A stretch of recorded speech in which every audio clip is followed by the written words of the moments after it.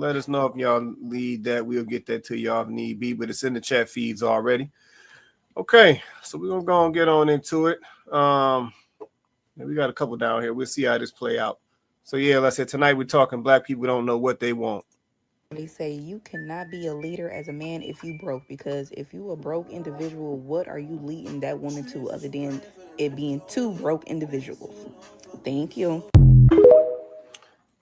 Man, come on, man. Let me run that back. Let me I run don't care that what back. nobody say. You cannot be a leader as a man if you broke, because if you a broke individual, what are you leading that woman to other than it being two broke individuals? Thank you. You need to turn her mic up and turn that background music down. Yeah, no, I agree. I agree. Oh man, I got to say this, man, because man, let me tell y'all something, man. Let me tell y'all something, man. Let me give y'all a little insight into social media and podcasts, live shows, you name it. Let me let me give y'all some insight. Man, when you're in this space, man, you see a lot of videos. You see a lot of videos, you see a lot of content, man. Let me just start it out like this. See, I usually come to the panel first, man. I just got to go and get this off my chest, man. Ladies, let this mess go.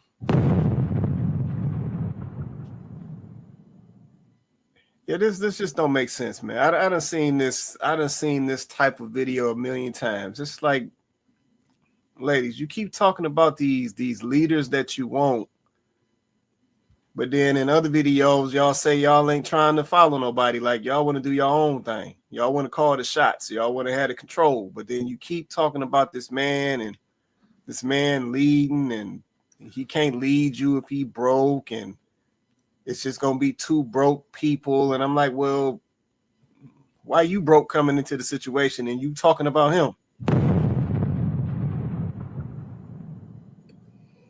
Yeah, I'm at this point, man. This one got me a little, you know what I'm saying? I'm at this point. Ladies, if you ain't about that life, then just be quiet. Yep, stop talking about all this grown man stuff you want. And it's like you really ain't ready for no grown man stuff. You ain't ready for no grown man. Like just stop. Yeah, just stop, man. I had to get that off real quick. Let me come on back to the panel, man. Coco, let's see, Black Manosphere or JR. Y'all want to say anything? Come off mute, say whatever you want to say. Unless y'all good right now, we can do that too.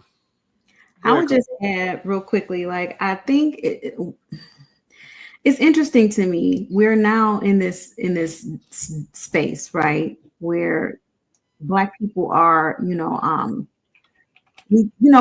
holding a little some, we touching a little some. Black people are getting into, money, and finally we're at a point as a community where we are gaining some ground. Mind you, we still at the bottom, but we're gaining some ground, right? And it's funny to me that now we're having all of these broke conversations, like the relationships that were working, the marriages that were working, because we actually used to be the highest amongst married people at one point. And I wonder if the women back then that were married to their husbands were saying, I can't let him leave me if he's broke. Because at that point, we always broke.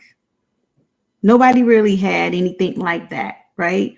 So it's just funny to me now that the prerequisite is the man has to be coming to the table with a certain level of funds, like, and then the hyper independent, more modern mindset woman who says that she doesn't need a man and she can do bad all by herself is now saying he can't leave me if he broke. Why are you broke? I guess this one to me, it's not much to be said because her second statement just kind of voided the first part of her conversation where she said he can't leave me if he's broke because then we're both broke. So it sounds like y'all on the same level, like y'all might deserve each other. Yeah, that's about what it sounds like too. Man, JR, Black Man is fair. Y'all want to say anything? Y'all good? Let me know, because we'll keep it moving if y'all good. Okay. We'll leave it just like. Go ahead, Black Man is fair. If you want to say something, go ahead, man.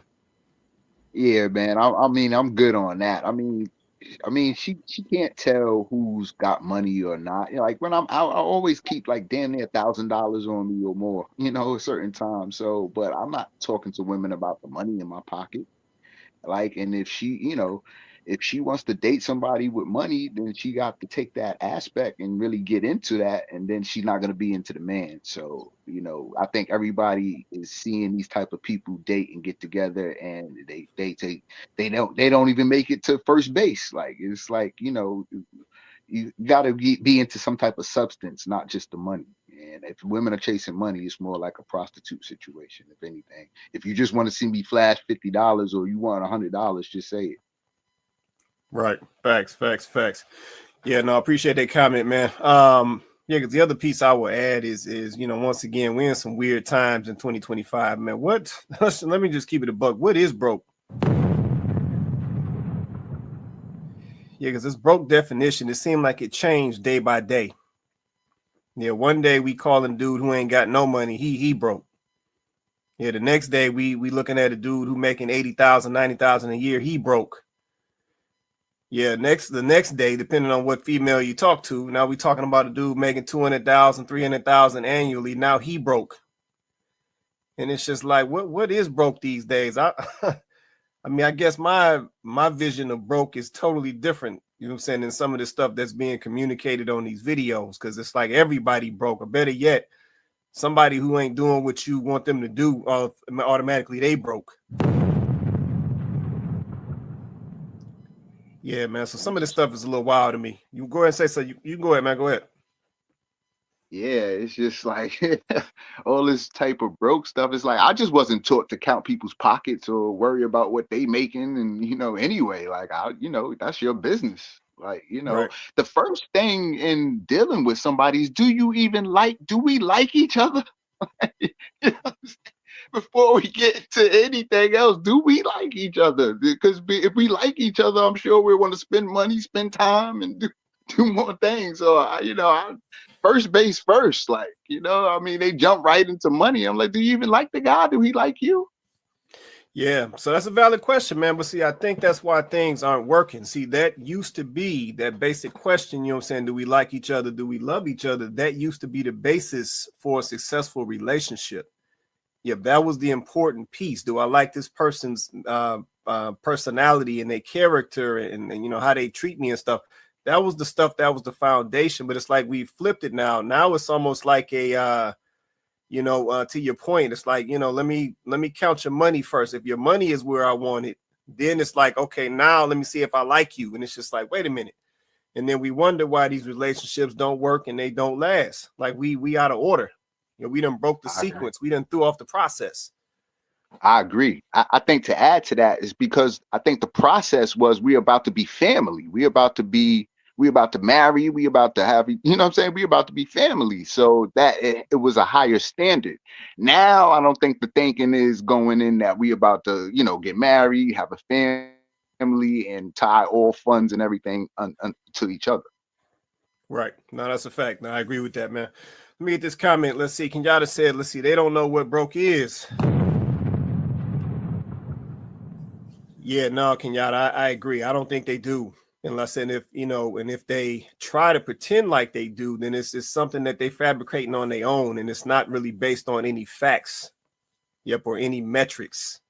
Like everything is literally broke broke changes literally daily. Let's say if you watch a lot of this content and watch a lot of these videos that's out here, this broke definition changed. Like I heard a young lady on the video, she was some type of, I don't know what she was selling, bundles of lashes, whatever she was doing. And it's like this lady talking about, she making a million annually or some stuff she was saying. And she's talking about, yeah, this guy, you know what I'm saying? He ain't gonna cut it, because he making this, if he's making $250,000, that's not enough and all this and all that. And I'm just like, what you talking about? So like we frowning upon a dude making $250,000 now? Like what? So yeah, it's getting weird out here. Go ahead, man. You can drop your comment. Go ahead. Yeah, man, I just agree with you. It's really crazy. I think women are trying to fit men into their lifestyles. So however they live, their whatever their friend circle is, however they get down or trying, whatever the luxury lifestyle and got it going on lifestyle is, they're trying to fit the man into that. So he got to have this, he got to look like that, and without the feeling of the man and how he even feel about her. So it's just like dreaming and like just almost like being like you don't care about the man, you just care about the lifestyle and you're trying to fit him in, and most heterosexual men just ain't going for that anyway. No, that ain't gonna cut it. That ain't gonna cut it right there. Well, I mean, All right, let me check in. Is that Joe? Go ahead, Joe. Then we're gonna move to the next one. Go ahead. Isn't it like when women do stuff like that, they compensate usually? It's something about the man that she doesn't want initially. So maybe she's not physically attracted to him. She doesn't feel any sort of masculine, whatever she's looking for in a man. So generally, it's kind of like, well, the next best thing is, does he got money? And if he doesn't have enough money to compensate for the things that I generally want in a man, for example, like a Jeremy Meeks, the famous model they called him Prison Bae. They didn't have that requirement for him financially. It was just like they could care less. He could still be broke today, and women would still pick him. So it goes to show that it's not money that women really want, but it's more like, well, if he doesn't have these things, whatever these qualities in a man that I want in a man, that I just am drawn to innately, then the least he can give me is money. So the least he can buy me is a purse. The least he can do is take me to a vacation. The least he can do, the least he can do. So it's just more like a compensation. That's what I've learned, because I rarely, for me, when a woman asks me about what I do, is always like an afterthought. It's almost like, oh yeah, what do you do? But that's before they've already decided they like me already. But if they don't like a guy, and especially if a guy likes the woman, then she's like, well, I don't like him. So let me see, I'll trade, I guess, my beauty, I'll trade my time and affection for money, for his income, for his salary. And a lot of men get it confused. They start thinking, well, this is what I need.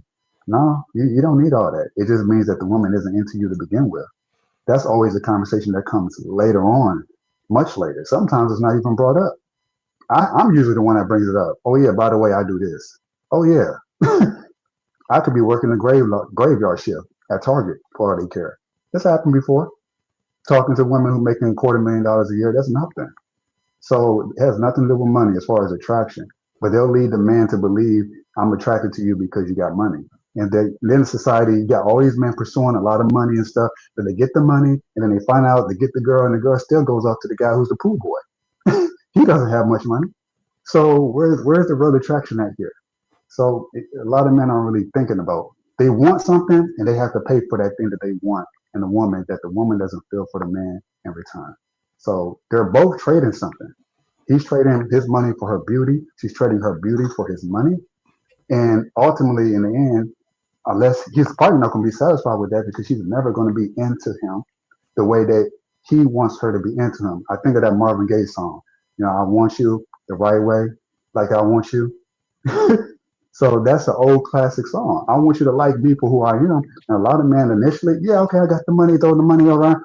Cool, you got the girl. But she still got her eyes for the guy who just got her prison. She still got her eyes for the guy who's jacked up. She still got her eyes for the guy that like beatboxer. Right. But yeah, she's with you technically, right? On paper, she's married to you. But her heart is somewhere else with a man that she's turned on internally. So it's a whole energy, spiritual thing to it that has nothing to do with economics whatsoever. That's real. No, I appreciate that right there. Appreciate that. B-Box, I know if you want to say something yet, you just getting in. I'm glad I got shouted out by Joe. Am I right? Yeah. Hey, man, it's over. But I'll be real quick. I just agree with Joe. Like all these conversations about money means nothing. Women are going to give their attention to men that they really find attractive. You say you disagree with me? No, I agree with you. Oh, okay. What? Yeah, I agree with you. I agree with you 100%. That's just what it is. So when I hear women talking about, I won't do this, I ain't dealing with a broke man. Women deal with broke men all the time. All the time. Oh. All the time. They give them free whatever all the time. So I don't want to hear this. Well, you got to provide, and no, we see it, especially in our community. It happens a lot. So until that shifts, and when we're like, okay, well, I will do, because it doesn't have to be all the way to the other side. Just get with men that you find sexually attractive. It can help you pay some bills, right? He doesn't have to be the best looking dude, but just do that, right? But if you're not going to do that, then I don't know, man. Like I'm with Joe. Like, man, just look at a woman's past, see who she's been dealing with, especially if she has children. You're like, oh, this is that guy, this is that guy. That's what she like. If it ain't you, move on, bruh. If she's demanding money or requiring a certain lifestyle from you, it's definitely not you. And you a fool for thinking, well, if I just make more money, then I can get the girl I want. Yeah, kinda. On the surface, you will, but behind the scenes, she's doing other things. She's doing things with people like me. Oh gosh, I'm gonna stop. Wait, hold on. Man, let me move on to the next video. You're exposing yourself, man. What you mean, like you, man? Hey, man, it's over. There's some scandals, man. I'll be concerned. That's why I'm so scared. Like, because the things they tell me, oh yeah, I got my man. I was like, what do you mean you got a man? Like, huh? What do you mean you're married? You're married. Man, let me keep moving on. We're gonna go to the next one. We're gonna go to the next one. All right, next video. Page wanted to know why all these men keep acting like women. This girl on my For You page wanted to know why all these men keep acting like women. And my very first thought was because a lot of them were raised by women. Like, did we forget that? Because statistically speaking, we all know that that's true. And it is very difficult for single women to raise good men on their own.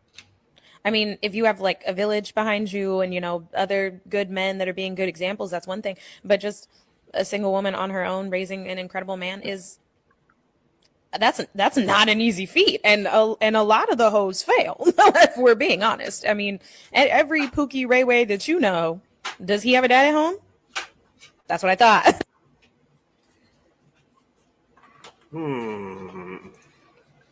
Okay. Y'all, that's video number 2 right there. So she said somebody wanted to know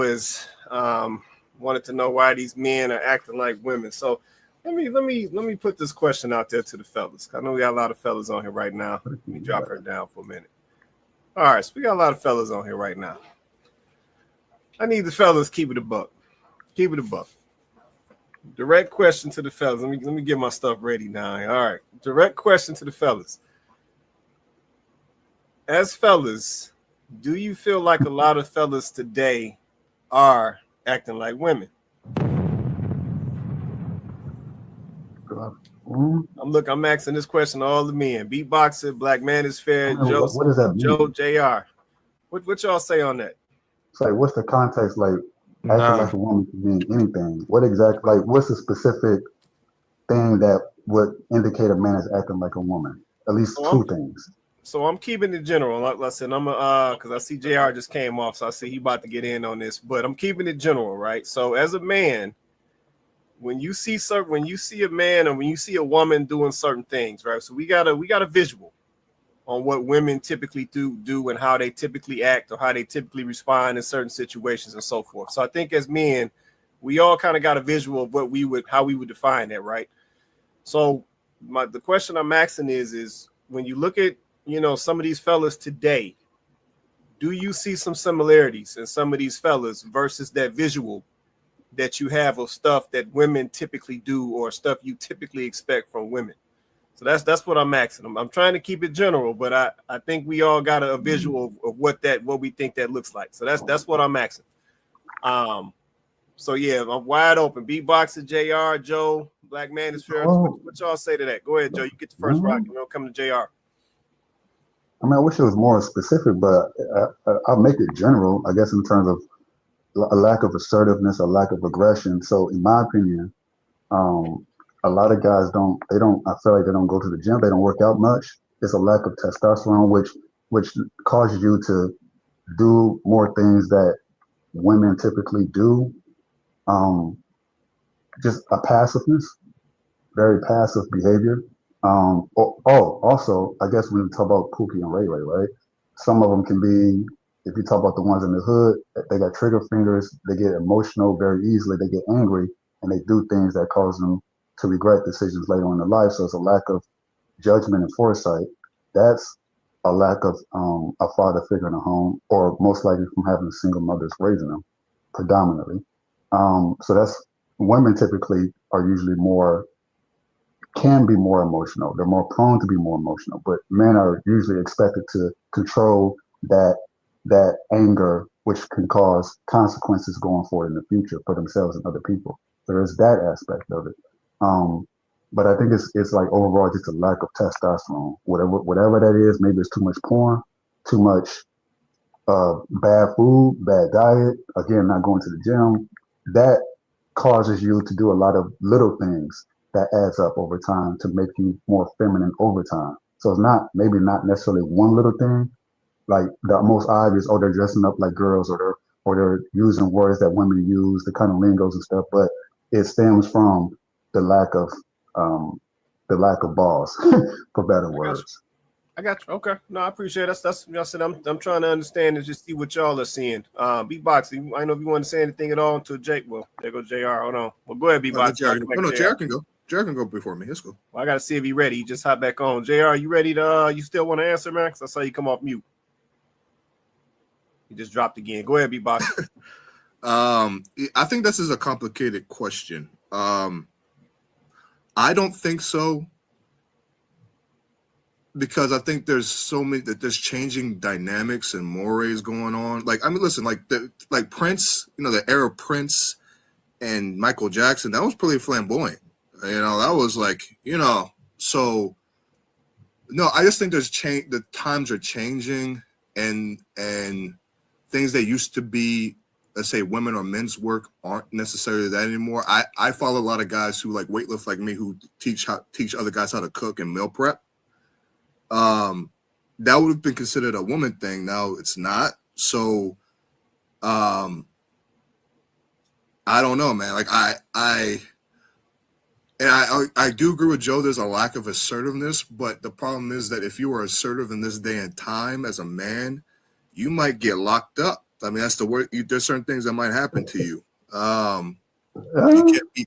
I'm just saying, there's just certain things you cannot be doing as a man, being all assertive and getting up in people's face and telling. I'm just saying, this is the day and time. Hashtag Me Too and all that stuff is happening right now, and you can't be just rolling up on people, rolling up on them and say, "Hey, what you doing?" You might go to jail. You might be socially. Yeah, you might be socially ostracized. Me neither. Me neither. I'm just saying, you might be socially ostracized. You might lose your job. Good luck. I'm just saying. So I think it's a more, like Joe said, I think it's a complicated question. I think it's kind of the eye of the beholder on that front. And also the lack of testosterone. I end with this. That's a big one. Hearing studies about that. I mean, back in the day, I know some of you guys are Christians on this panel, but there are things evolutionary wise, like humans had canines that are bigger than they used to be. Like, things just change. Time just changes. Testosterone is going to change. All those things are going to change too. I don't necessarily think that's a bad or a good thing. We just will never know until like the end. So I don't know. I don't know about all that. So we'll see. Okay. All right. I feel that right there. JR, let me check back in. I know he's dropping off, man. Do you want to say something? You good, man? Yeah. Can you just repeat the question again, please, Mr. Price? Oh, so I was just asking, just as a man, right? So have you noticed or seen examples of some of the fellas out here today essentially now acting like women or doing things that women typically do? And I'm not speaking in a so let me add some context. I'm not speaking in a positive way, right? So I know when B-Box made the example of the meal prepping and all that, so I'm not talking about that. I know dudes meal prep for as they working out to get their calories and protein numbers and all that. So I'm not talking about that. So I'm talking about fellas out here, you know what I'm saying, being softer, being more emotional, like Joe was saying, not having control over themselves, acting weak, you know what I'm saying, not moving as traditional men would move or traditionally as a man would move, being scary, not being assertive, like, I'm talking about those things, right? So the stuff that guys will see in another guy and be like, nah, my man's soft. Like, that's the stuff I'm talking about, right? And I'm asking, do you guys see examples of that, or are you seeing more men these days acting those ways? So that's really what I'm asking, JR, just to add some clarity. Yeah, now I understand your question now. Yeah, I think for the guys, yeah, it's a hard one because Beatboxer made a point about, I can't remember the point that he made. And I think Joe mentioned testosterone as well, right? But I think if you put the question to men, which one would you rather? Acquiesce to what women want today or do what men naturally do? Most men would want to go down the route of what men naturally do. Most women, most men, I believe today, are scared of the repercussions of acting as a man today. Hmm. They're scared.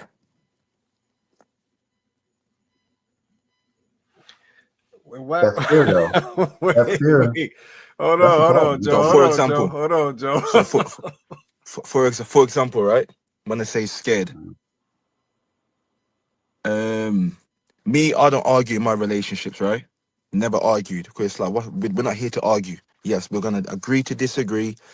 You're gonna be happy. I'm not gonna be. You know, it goes. That's how it goes, right?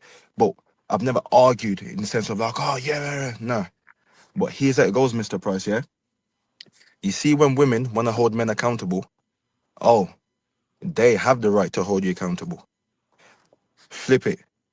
When she does something wrong now, and you want to hold her accountable, now she wants to manipulate you.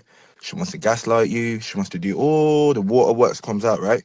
Now, someone like me, I'm gonna stand my ground. I couldn't care if you left me because I'm gonna say what I need to say.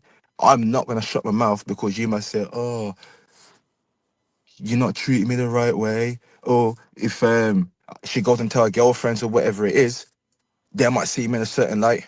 I couldn't care less. I'm not scared to lose you. I'm not scared of your what the consequences are going to be from you. But like I said, a lot of men are scared of the consequences of being a man. Hmm. Okay. What are some of those All right. consequences, JR? No Well, sex, two of them. Joe. No sex. Bro, there's like Come you on. got you got remember Joe, right? Mhm.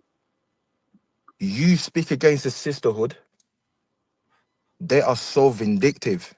The moment you say something that they do not like, I mean, look at the first video, right? She is broke, but you're broke. Imagine that. She's broke, but she's calling you broke. Now, as a man, come back and say, hey, no, I'm not broke, you're broke. Oh, now you're sassy. Most men not even gonna reply to what her calling him broke. They're just gonna, accept it, move on. Why? Because they're scared of the repercussions. That's true, actually. Yeah. The burden for making money and acquiring resources does fall primarily on the man. Even though in a society that's supposed to be equal and balanced and men and women are, get the same opportunities, in the end, if a woman decides not to take advantage of opportunities, a man, he's just expected to do so. There's not that wiggle room is not there for him to say, oh, I'm just gonna, I don't know, do Instagram photos and make a career out of that. Doesn't We don't have that luxury. So yeah, that is a double standard, but that's just the way it is. I think that's just how it's always been in terms of just resource acquirement. At So least for hold on. me, Let me I want circle. resources for myself. I don't care what a woman has or doesn't have. And I think even when a woman says she wants her own thing, I still don't care. I still want my own thing. But I think most men feel that way. And then if you don't get it, then yeah, you're gonna get women who say, yeah, I can be broke, but you can't. You can't be. It's kind of messed up, bro. But that's the No, way I it got is. that. I got that. Let me keep going. I saw man, I saw Coco and Black Man just come off. Which one No, y'all it's a want? man's question, so I want to hear what Black Man is fair is going to say, and then I'll speak. Okay, it's on you, No brother. Go problem. ahead, man. Yes, sir. Yeah, from a heterosexual male's perspective, how I'm looking at this, right? Being, I'm a grown man, right?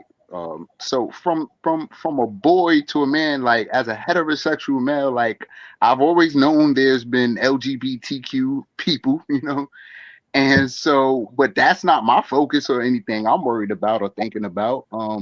So if there's softer guys, I mean, if I think from generation to generation we get softer because the times get softer. You know what I mean? We're not doing so much fighting, and what are we fighting for and things like that. And also, I think it's an aspect of being kids, and you worried about things as a kid and socially when you're in grade school and school environments. On the other side of 21, and paying bills and all that, ain't nobody thinking about who's soft and hard. As a boy to a man, I'm more worried about the rough, tough, gruff, what I'm saying, guy. He's more of a, about to be an issue for me than the soft guy. So, I'm not even really, for men, is he an issue to me? Is he about to make an issue to me? Or if he ain't no issue, he could be whoever you want or however you want. Now, that's from a male's perspective.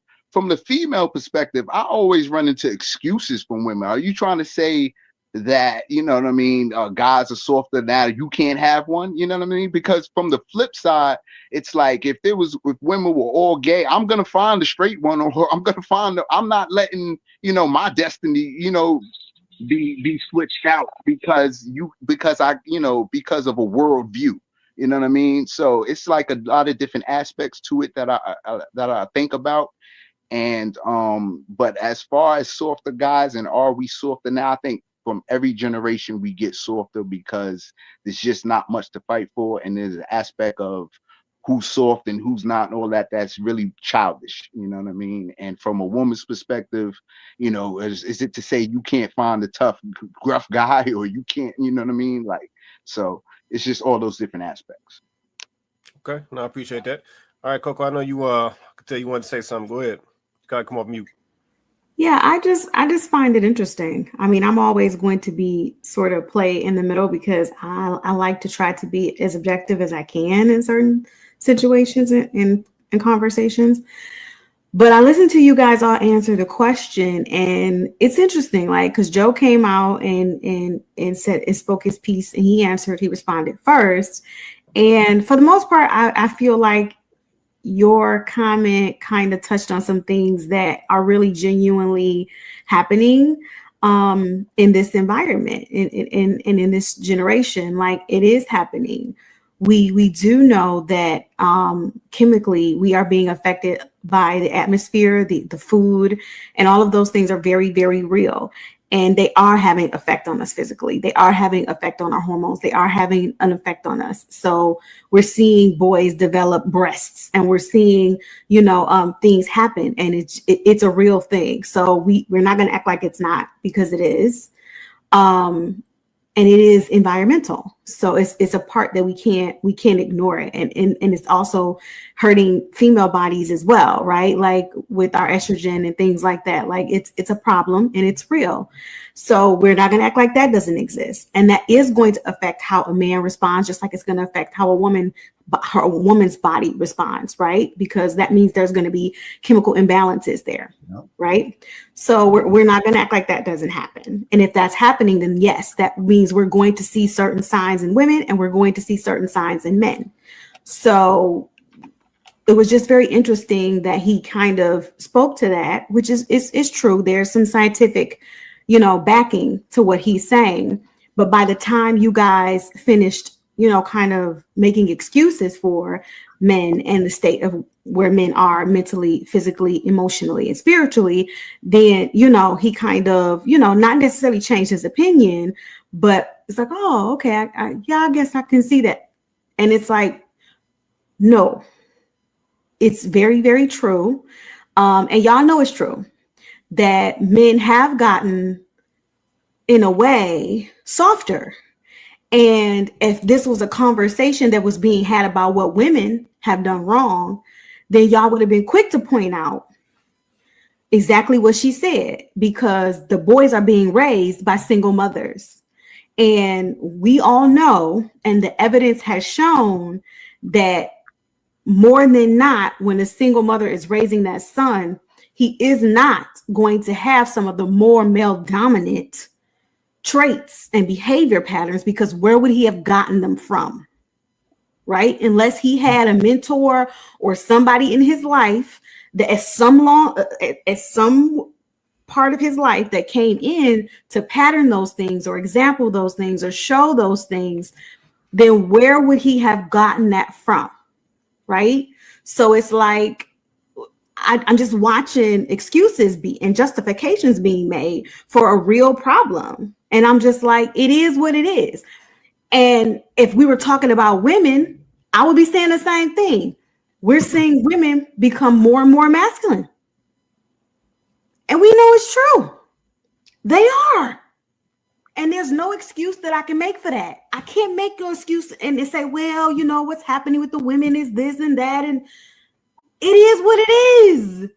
Like, I can't excuse that away or make justifications for it. I can say, hey, guys, you know, she grew up in a household with her mom, and her mom was a strong, independent woman, and she taught her how to be a strong, independent woman. And so you guys got to show some grace for her. And y'all going to be like, am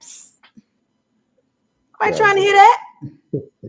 I could push back. I could push back a little bit on that. So I'm just trying to, I'm just saying, like, I call it to the mat. It is what it is, right? We can find an explanation for what's happening with the young men. We can. I'm sure you can. Just like women could probably find a justification or explanation for why they so masculine. But at the end of the day, you don't want to hear that as a man. And as a woman, she don't want to hear what you're talking about either. Because she still wants that man to be masculine the way she believes. Now, this is probably where the real problem is. The way she believes he should produce masculinity. Now, that's the real problem. If you want to have that conversation, we can have that one, because that's the issue. The real issue is women don't know what being a masculine man is. So a woman shouldn't be telling a man whether or not he's masculine or not. And men who don't know anything about a woman and her situation and what she's had to go through or what she's endured or what she's seen shouldn't be coming up telling a woman, well, you not feminine enough and you this and you this and you that. You don't know nothing about that woman, right? But yet and still, we do it anyway. We do it. So if we're going to have that conversation, let's have that conversation, because that's really more of the proper conversation to have if we're going to have this topic. But sitting up here, lying, capping, and acting like we ain't seen a bunch of men walking around here being overly emotional and easily triggered and doing the what the Captain Samuel say? Shame, insult, guilt, and need to be right. Baby, a man, yeah, he throw them signs out. I've been seeing men all over this internet throwing them signs out like it ain't nothing, baby. Y'all can get petty. Y'all can get real petty. So, I mean, if we're gonna have this conversation, dear, have it in good faith, be honest, and hold the men accountable like y'all want to hold the women accountable. Let's do that. That's a fact. Let me interject real quick. My thing was not holding men accountable or not. I was answering Mr. Price's question, but the reason why I answered it this way is because it's very. Don't you guys notice that when this is a small population, but do you notice that when kids are raised by single fathers, we don't have this issue? Do you hear that when you have not typically, because it can happen, but typically you don't have daughters of single fathers being butches, acting a fool. Now it can happen. I'm not saying it can't, but it's not the same thing. I think it's different. I think men, when they have children and it's by themselves, they're serious. I think when women have children, they're single, they're not serious. And that's a bigger problem. So, yeah, we can have that conversation about women and how these boys are being raised by the women, sure. And if they're softer, like I think what Black Master said was kind of correct. We're in softer times. Men had to build their own houses. Men don't have to do that anymore. Men had to, we don't have the same type of wars that we have anymore. The idea of men going back and forth with women, I don't even think that's feminine. I just disagree with that. What's good for the goose is good for the gander. Women just don't like being told about themselves today. Now women are like, I don't like that. I don't like that men are being petty. But we're talking about men. This is what I mean. He asked you a question from a male perspective about what you're seeing about men. Right now, see, this is what I'm trying to say. Hear me, okay? Hear me. All right. This particular question was from a male perspective about men, right? Why do we feel the need? Because I don't mind talking about women. I don't have a problem with it at all. But why do we feel the need right now to talk about women doing this and women get away with this and women this and that? When he asked you from a male perspective, are you seeing as a man men appearing to act like women in certain ways and aspects, right? That was the question.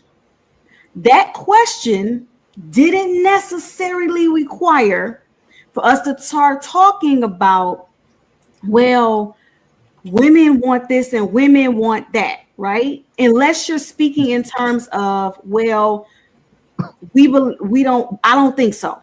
I don't think so. I think that's something that just women say. Now, if you would have said that, then your answer is no. You think that's just something that's coming from women. I got it. Got it. Good. But I noticed that's not what happened, right? If a woman would have came up here and been asked a direct question about women and immediately went to men, y'all would have been triggered. Y'all would have said she's trying to skirt accountability and she's trying to, talk herself out of it. What he asked you was about men in particular. And of all the conversations that we've had on this panel, both about women and about men, even we have touched on the fact that we notice a difference with the behavior that some men are producing, right? And the way some men are responding in certain situations, the way they're responding to women, even the way they're responding to certain men. And it does point to a precedent that it has changed. The way men, their behavior, right? The way they are presenting themselves, right? Has changed. And what is that? When you talk about a man raising a little girl, I'll say that it's not about women being unserious when they raise kids. A single mother isn't just unserious. What ends up happening is single women raise their daughters to be strong and independent. That's the problem. They don't raise them to be soft and nurturing. They raise them to be strong and independent and hard. You know why? Because they are hard because they got to do it all by themselves. Yeah. So they pattern that for them. That's why a young girl can be with her daddy and come out more soft and more balanced because she don't got that mama there doing this all day to her. That's what we do to our little girls when we are in a situation where we're like, we're on our own and we're having to be strong and independent. We feel like we got to teach her that and we got to pattern that for her. We got to show her that because ain't nobody gonna save her. Oh. But see, a dad is not going to do that to his daughter. So she'll have a better chance at being more balanced. You understand what I'm saying? But for our boys, as single mothers, for our boys, we do. In a lot of cases, we tend to coddle them. We tend to want to baby them a little bit. Sometimes we want to put them in a positions of being like our pseudo man. We do that for our sons. Not all cases, okay? Not all cases, but in a lot of cases. So that's why I can say that what that girl was saying, that woman was saying in that video, there is truth there. I've seen it. This is how we do our daughters as opposed to our sons in this single parent environment. That's what's happened a lot of times. So like, it's just funny to me. We know this, and I don't believe this. I don't believe that y'all don't know this. I don't believe that y'all ain't seen this. Come on, I mean, we all males here. This. We males, we've been through this. We know this. We already been through the stages of it. Because we just Well, disagree okay, on so your I'm gonna your address ending. that. We just I'm disagree with gonna you. address that. I'm gonna address that. If you're saying, "Oh, men are softer today," is that a problem or an issue you would like to see men bring the solution to? And if you're saying that women, because you brought up a key thing that, you know, the relationship between mothers and daughters, and just overall what I got from it is men need to be in the home, right? To bring that balance to the daughter and the whole dynamic. So in my mind, women need to be desperate and be need to be thinking that way and making sure that that masculinity is in the house if they want to take their part in not seeing softer men. So I don't disagree. I don't disagree with the solution. The solution is what the solution is. We need to be raising our children together and creating more balanced homes so they have a better chance, right? That's the solution, hands down. I agree with that 1,000%. But if we're talking about what are we seeing in the space, in it just in the community, what are we seeing? Because that's not the situation that we're dealing with, unfortunately. Because we are dealing with a lot of broken homes and a lot of single parent homes. What we're seeing in our young girls and what we're seeing in our boys, this is why. But we are seeing it. It is a real thing. It's actually happening. I thought The The I, girls thing are is, when getting you got harder. softer guys, you don't want to beat up on a boy or a man or call him. The way you deal with males is kind of different. Like you don't want to like beat him up or make him feel like, because I think that's what helps people go to other sides and ostracize from, and get into other things. So the way we deal with males is different. If I'm gonna eliminate something, if I'm gonna bring the solution to something, I'm gonna eliminate it as a man. It's gonna be no more. We ain't gonna deal with this situation again. If a man don't move behind what I said, he's gonna feel the pain from not listening to what I said. You know what I mean? The way men deal with things is totally different. So when women want a solution to something and really want a man on, she got to show that she really want that. Is she choosing the family men? Is she, things like that. So this is what I think about, and bringing solutions. I think, Yeah, Chloe, lastly, it's nurture versus nature. So it's both. I spoke to the nature part of things, the biological. So I thought I explained from the very beginning that I did acknowledge that that's the major issue. It's the reason why I can't keep a lot of male friends, because I run into that issue. So a lot of men that are just like strong and like myself, I'm like, okay, but they're they're rare. They're not as common as I would like to see them. At least when I was growing up, it was much more common. As I got older, I'm like, oh, this is not good. Because even when I was in my 20s, I wasn't acting like this. So I spoke to the nature part of things, but then you have to talk about you spoke about the nurture part of things. What are they being taught in the home? What are these boys being patterned? What are they patterning after? The mothers, typically, if it's a single mother household, well, it's always the case.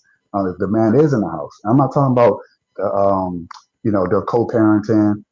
He's living a couple of miles away, and the boy sees the father on the weekends. That's not, nah. It has to have a father figure there, whether it's an uncle, if it's not the biological father. Someone has to be closer to the house, or at least around the block, someone that boy can go and interact with constantly, consistently. It can't just be a here and there, see you later, now I'm gonna drop you off at your mother's house, I'll see you next weekend. That doesn't even constitute well, my father was in my life, because you find like, well, you got your father in your life. Oh, well, you only saw him on the weekends. Yeah, so you pretty much got away with a bunch of stuff. Your conditioning came when you was in the home with the mother for that whole entire week that you saw your mother. So you see a lot of those issues. So that's the nurturing part of it. And it's like a two-pronged thing. It's the lack of testosterone. That's one. That's the innate thing that we have. And then there's the patterning that we have that we're lacking. If the boys aren't patterning themselves after someone who is a male role model, outside of the other boys in the street who they will pattern themselves after, because we're designed to go and say, oh, I want to be like this. I want to make money like this. Oh, they're selling drugs and doing this and doing this and doing, and okay, well, that's what I got to do. If the father's not there, I know this for a fact because my father was there. I was able to pattern myself and my behaviors after him because he was there. I have friends who didn't have fathers in the home, and I saw the complete opposite. They naturally patterned themselves after not men, but other teenage boys like themselves who also didn't have fathers in the home, who was running the streets. And I saw that I guess that weird thing where I'm in this position, they're in this position, we're in the same neighborhood, same exact block, but yet two totally different outcomes simply because of the father not being there. So Of course. men, we still have that testosterone. If they got it, you're a boy, you got puberty, you're gonna have it, it's flooding, that's the nature part. Okay, you're aggressive, you're assertive, but where are you being aggressive and assertive at? Are you going to be aggressive and assertive towards building a legitimate business, or building or selling drugs and crack on the streets so you can make a buck? Because that instinct is still there. It's now that's the patterning part that Chloe was speaking about. Where are you directing this testosterone if you have it as a boy, which you probably do if you're a teenager? Where is that being directed? That's where the man comes in. He directs and steers that energy in the proper place where it's supposed to be. When that's lacking, then you have the chaos that we have today. So that's I Right. agree with the lady in the clip who said that Yeah, men yeah. are So today. yeah, so to your point, Joe, so that's exactly what it is, man. So yeah, the testosterone is there, but it is, how is all of that being channeled? And like I said, we are seeing the differences, right? We're seeing the differences in some of our fellas. We gotta just be honest. Like we're seeing the distance, the differences in some of our fellas out here these days. Yeah, they moving a little different. And to your point, Joe, what I'm saying, a lot of fellas don't know where to channel or where to efficiently channel that testosterone. Yep, they don't channel it the same way. Now, mind you, I will say this.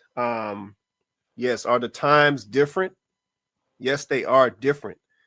But men still have a position that they play, regardless of whatever the times are and whatever's going on in the times and whatever the women is talking and all of that. Like men still got a position that they have to play. And I think that's the piece that I feel like we're losing sight of. Yeah, we up and down and we picking and choosing when we want to play our position.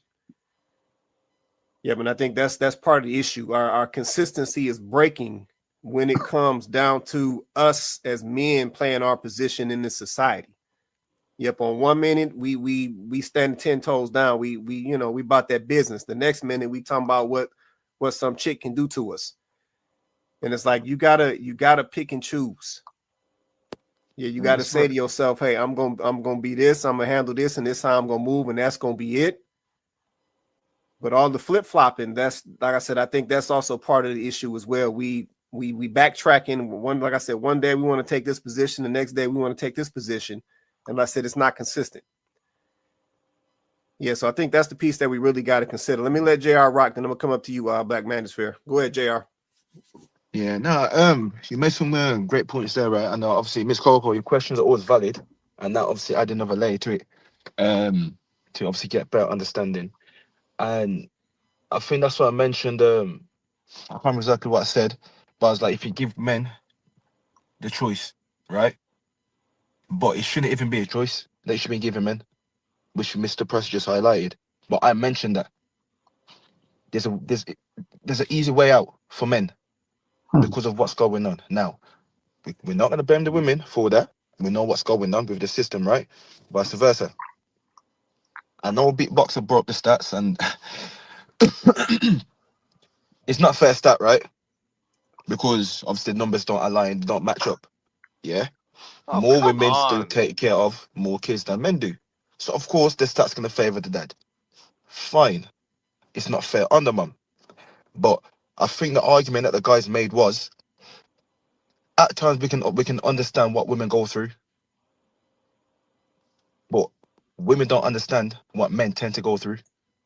Because one of my questions was, is it that men are soft or have men become nicer? Which one? Because we've covered multiple angles of this where, men don't want to argue with women. Men are too soft when they're talking to women, or too weak, or whatever it is. And it's like, hold on. Am I supposed to be hard with this woman? Or am I supposed to be soft or nice to her? And I've always said, because times have changed, is it not right that men also have to change with the times and not be vindictive, be, always stoic every time, because we want to be better than the people of the yesteryear. We want to actually get along with people. But men are getting penalized for their mums. Can't be serious. You can't be serious that you're saying that single women are turning their sons into a nicer, kinder version of I guess the men that came before them, you can't be like, I'm thinking that's just the way you articulated it, but that's not necessarily what you. That's exactly what he meant. Because a single woman is not turning the man that comes from her into a nicer, kinder, better version of a man. That's not happening in no way, shape, or form. That's definitely not happening. Now, I will say that man is going to be more evolved than the men that came before him in certain ways, right? I will give you that. There'll be some areas where he's more evolved. So I'll give you that. But to say nicer, kinder, I'm not seeing that. Like I didn't say that they became that, right? I don't know how these particular modern women that y'all talking about, y'all, right? Because y'all talking about these women. Y'all be talking about, and y'all be saying most, and y'all be saying all. So y'all ain't gonna come on here talking about some most and all. These women basically is a mess, but then turn around and say that the offspring that they breeding and raising by themselves is nicer and kinder. And where's the cap button? Because we're not doing that. We're not gonna do that. We're not gonna do that. We're not gonna do that. We're not gonna do that. Because so what do you think they're getting? We're not gonna do that. If it's not from the single mother household, then where are they getting these softer, gentler qualities that we didn't say gentle? See, y'all moving the goalposts. The woman in the video ain't said gentle. She said men are. She didn't say soft. We said that. She said that men are acting like women. She did not say they were soft. She did not say they were kind. She did not say they were gentle. She didn't use any of those adjectives. She said that why a woman asked her, why are the men acting more like women? And I don't think that y'all would label these modern women soft or kind. So she wasn't trying to say that the men are acting soft and kind. So let's stop the cap. We too smart. Everybody on this panel more intelligent than that. You know what she was trying to say. She was saying that these men are displaying traits that are more common with women. I'll go down the list since everybody is acting like they don't want to say it. Petty. Yeah, y'all messy. Yeah, y'all more into gossip than women. Yeah, y'all getting selfish and vengeful. Yeah, y'all the ones now wanting to go back and forth with women. Yeah, and y'all being cattier than some of the women. Yeah, y'all doing shame, insults, guilt, and need to be right. Yeah, y'all showing some of them signs. Let's please stop acting like this ain't happening, because we seeing it all over. What my man name Andrew was, he just blew up on a chick on a whatever podcast, and I'm like, who is this? That's white male fragility. That's white male fragility. That's white men have been that way for a minute. Let go off, because that's exactly what he did. So we're not gonna sit here and act like we don't see this happening. It's absolutely happening. And some of y'all biggest heroes in the podcast red pill space, he is not my hero. I'm not saying you. She said some, not him. Some man. of y'all. I was joking. Some of y'all's biggest heroes is displaying them same qualities that she was talking about in that video. And y'all know it's true. You know that it is true. Petty, gossip, revenge seeking. So these are you saying that these are the feminine qualities that these soft, well, whatever, these womanly acting men are adopting? Is petty, they're being petty, gossiping, revenge seeking. It almost seems like it's probably more general human behavior than specifically women behavior. These are behavior traits that stem from an emotional reaction to things. And let y'all tell it. See, this is when all the stuff y'all be saying come back. Because let y'all tell it, y'all are the more sensible, practical, logical sex. Now, that doesn't mean that y'all don't have emotions. Now, that doesn't mean that men don't have emotions, because you guys are people. You absolutely have emotions. So we're not going to go there. We're not going to act like that. But by y'all own standard, y'all will say, yeah, we have emotions. We just know how not to react and respond all the time out of our emotions. We tend to be more practical. We tend to be more analytical. We tend to be more logical. Now, this is what, if you haven't said this, then I guess I'm not talking about you. But plenty of men have made these particular stances and points and statements. Okay. Plenty of men have. So if y'all are making these statements, but then turning around and displaying traits that clearly come from emotional reactions and reactive places, then yes, that is not something that typically would come from somebody who is analytical, who is practical, and who is logical. Because y'all gonna process, it's not gonna just come from your emotions. It's not gonna be a knee-jerk reaction. It's not gonna be that. That's what a woman will do, because the first thing she gonna do is get triggered and lash out. So right. I mean, men have to learn to be that, or else we'll be dead or in jail, in the hospital, beat up. Like, we have to learn how to be. Y'all have to learn how to be petty. No, we have to get our emotions. We have to get our emotions in check and get our logical mind in check, or else we're in a bad situation. Reality will hit us. You know what I'm saying? If we ain't got that in check. I don't disagree with what you're saying. I totally understand. And I agree with what you're saying. What we're saying is we're seeing, though, men that aren't doing that.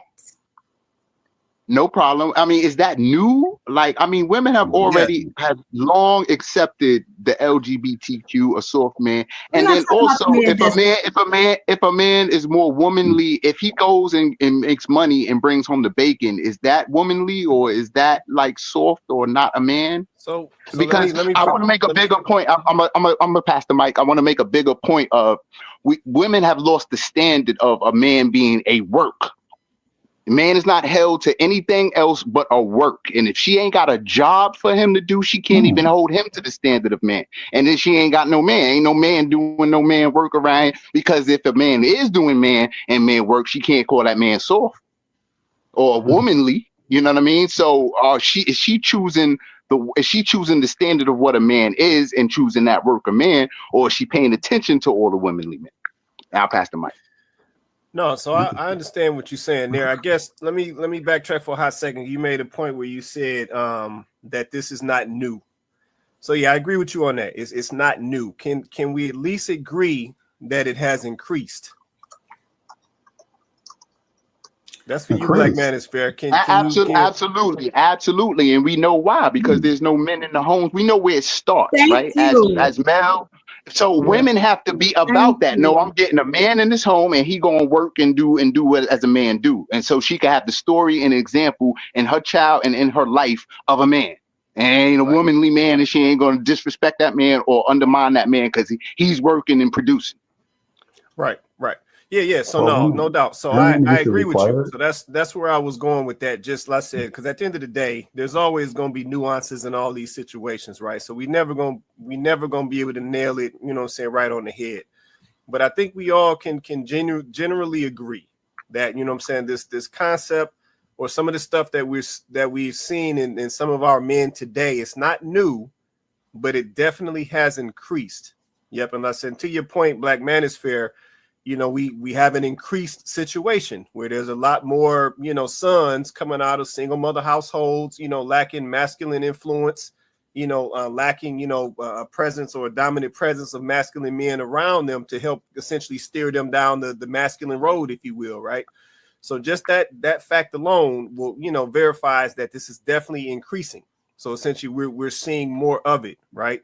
But also to your point, I know that, you know, some women these days can misdefine essentially what a man is or what a man should be doing. Agreed. So we got to consider that as well, right? Because we can't have a situation where somebody who doesn't understand men or doesn't live in that world is trying to define what a man is. We see that happening as well. So we gotta throw that in there as well.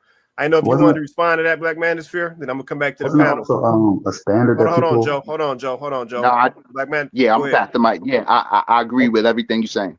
I agree. Okay, cool.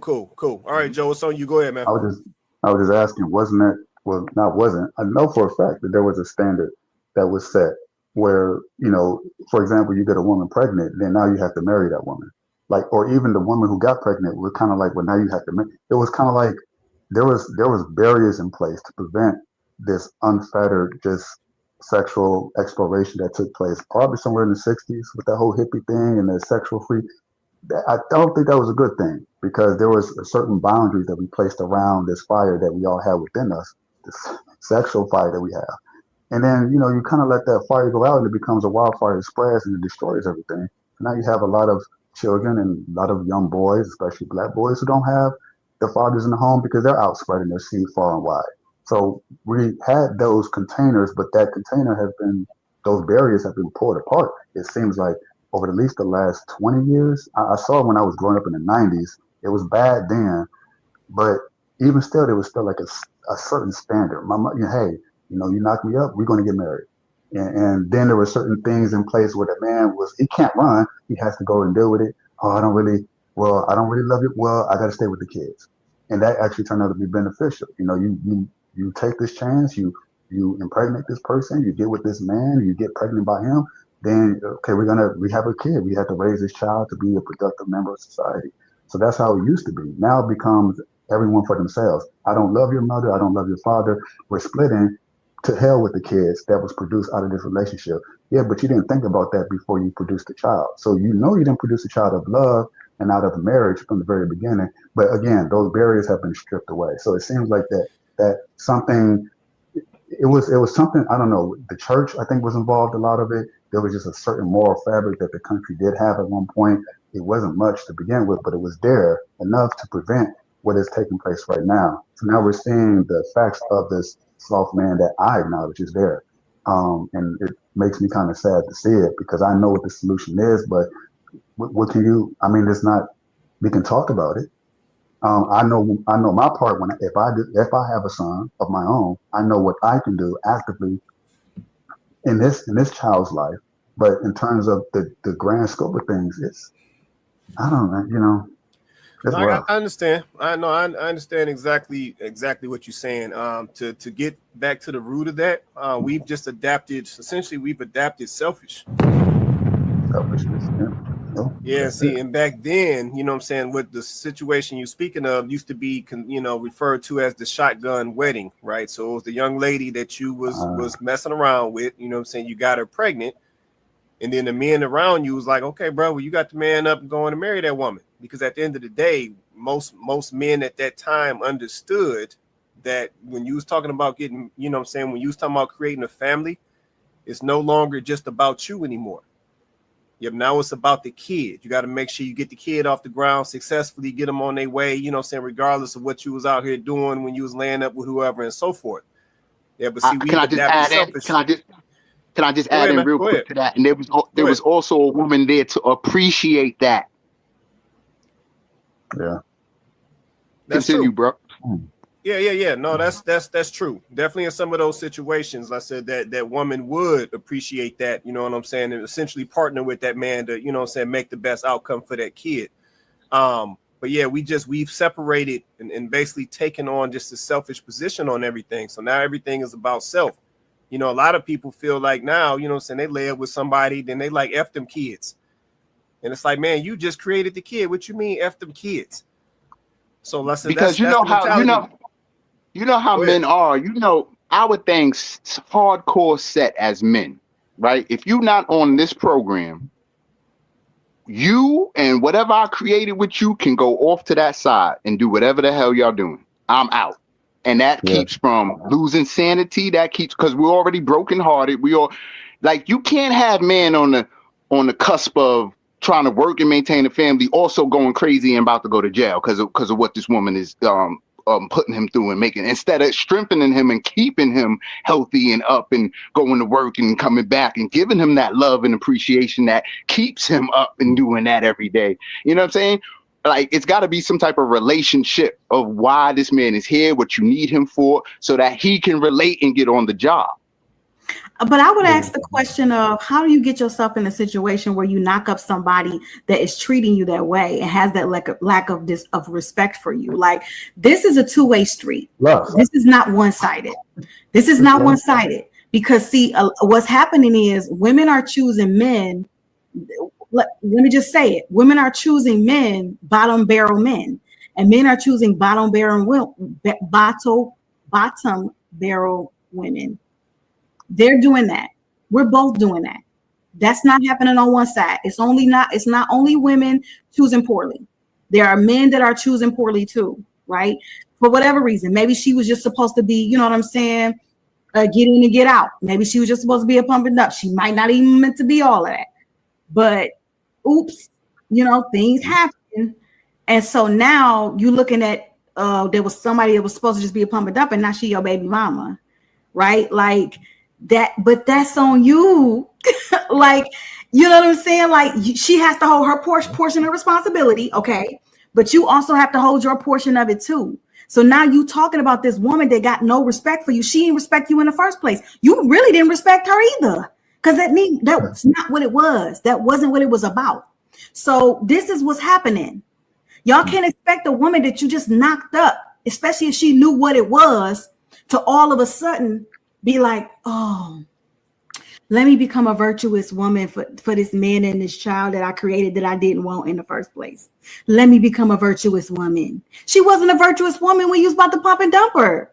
So you can't expect nothing more out of her. That's not what she was.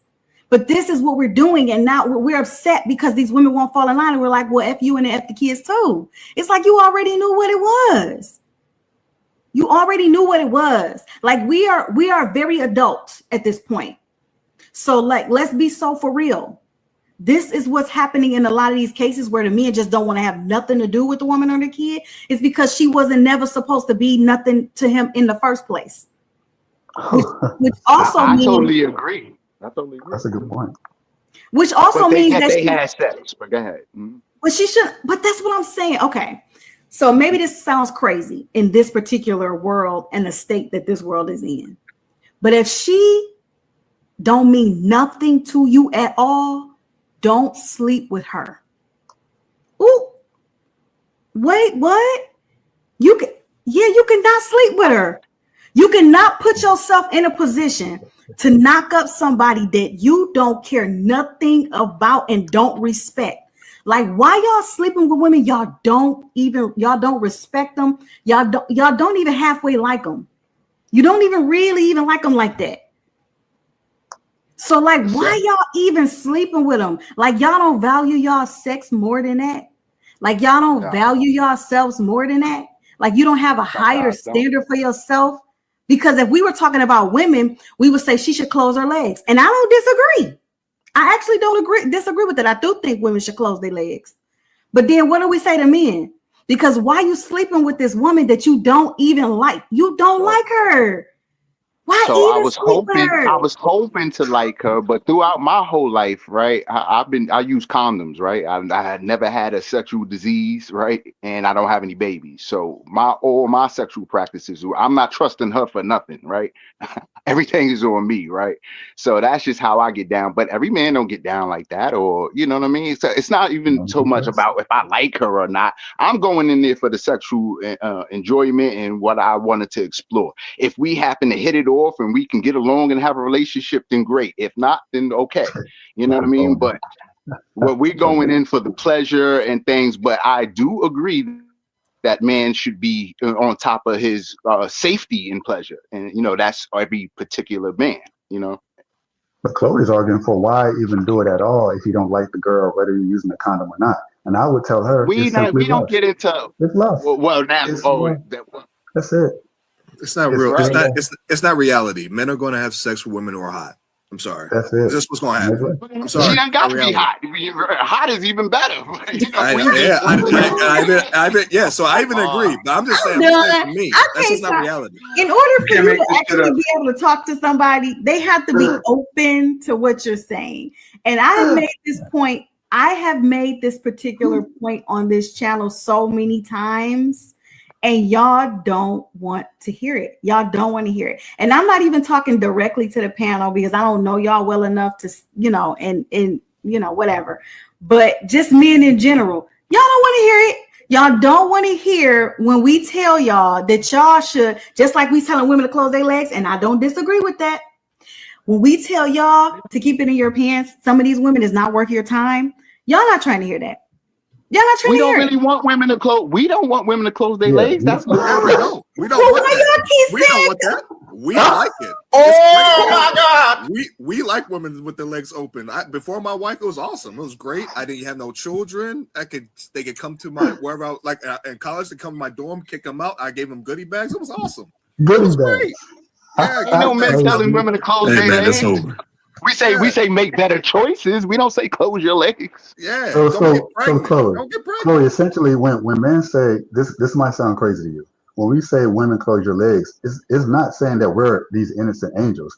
We're saying we know that we're probably going to sleep with you if you allow yourself to be open that way. So we're telling you basically to protect yourself from guys who want to go between from those legs. y'all. So So basically, you We're saying not I'm not predators. gonna have. Sex is a mutual thing. We're not predators. Nope.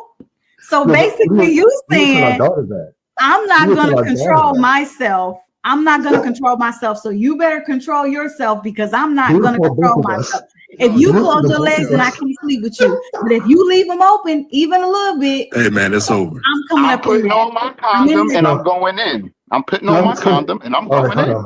hold on, real quick. We won't tell this to women that we want to be with.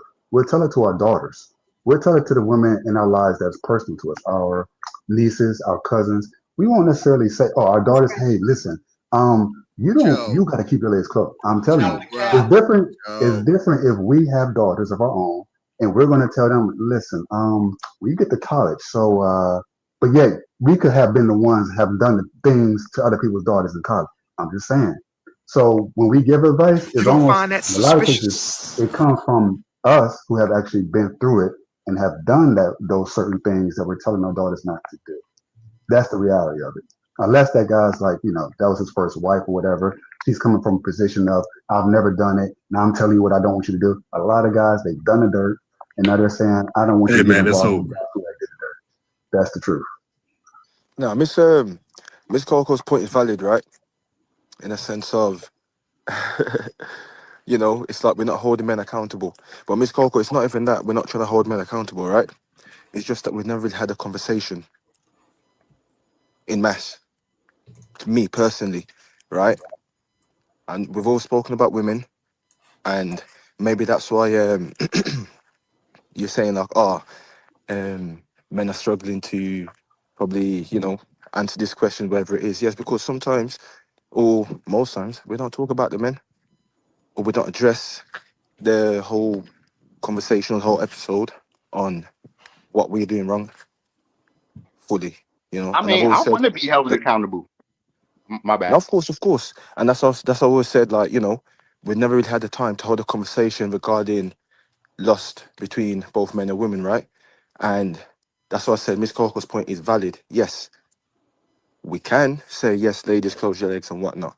We I don't understand want what we're saying as men, you to. know. Yeah. But to Miss Coco, as a woman, she doesn't need to understand our point because that's her.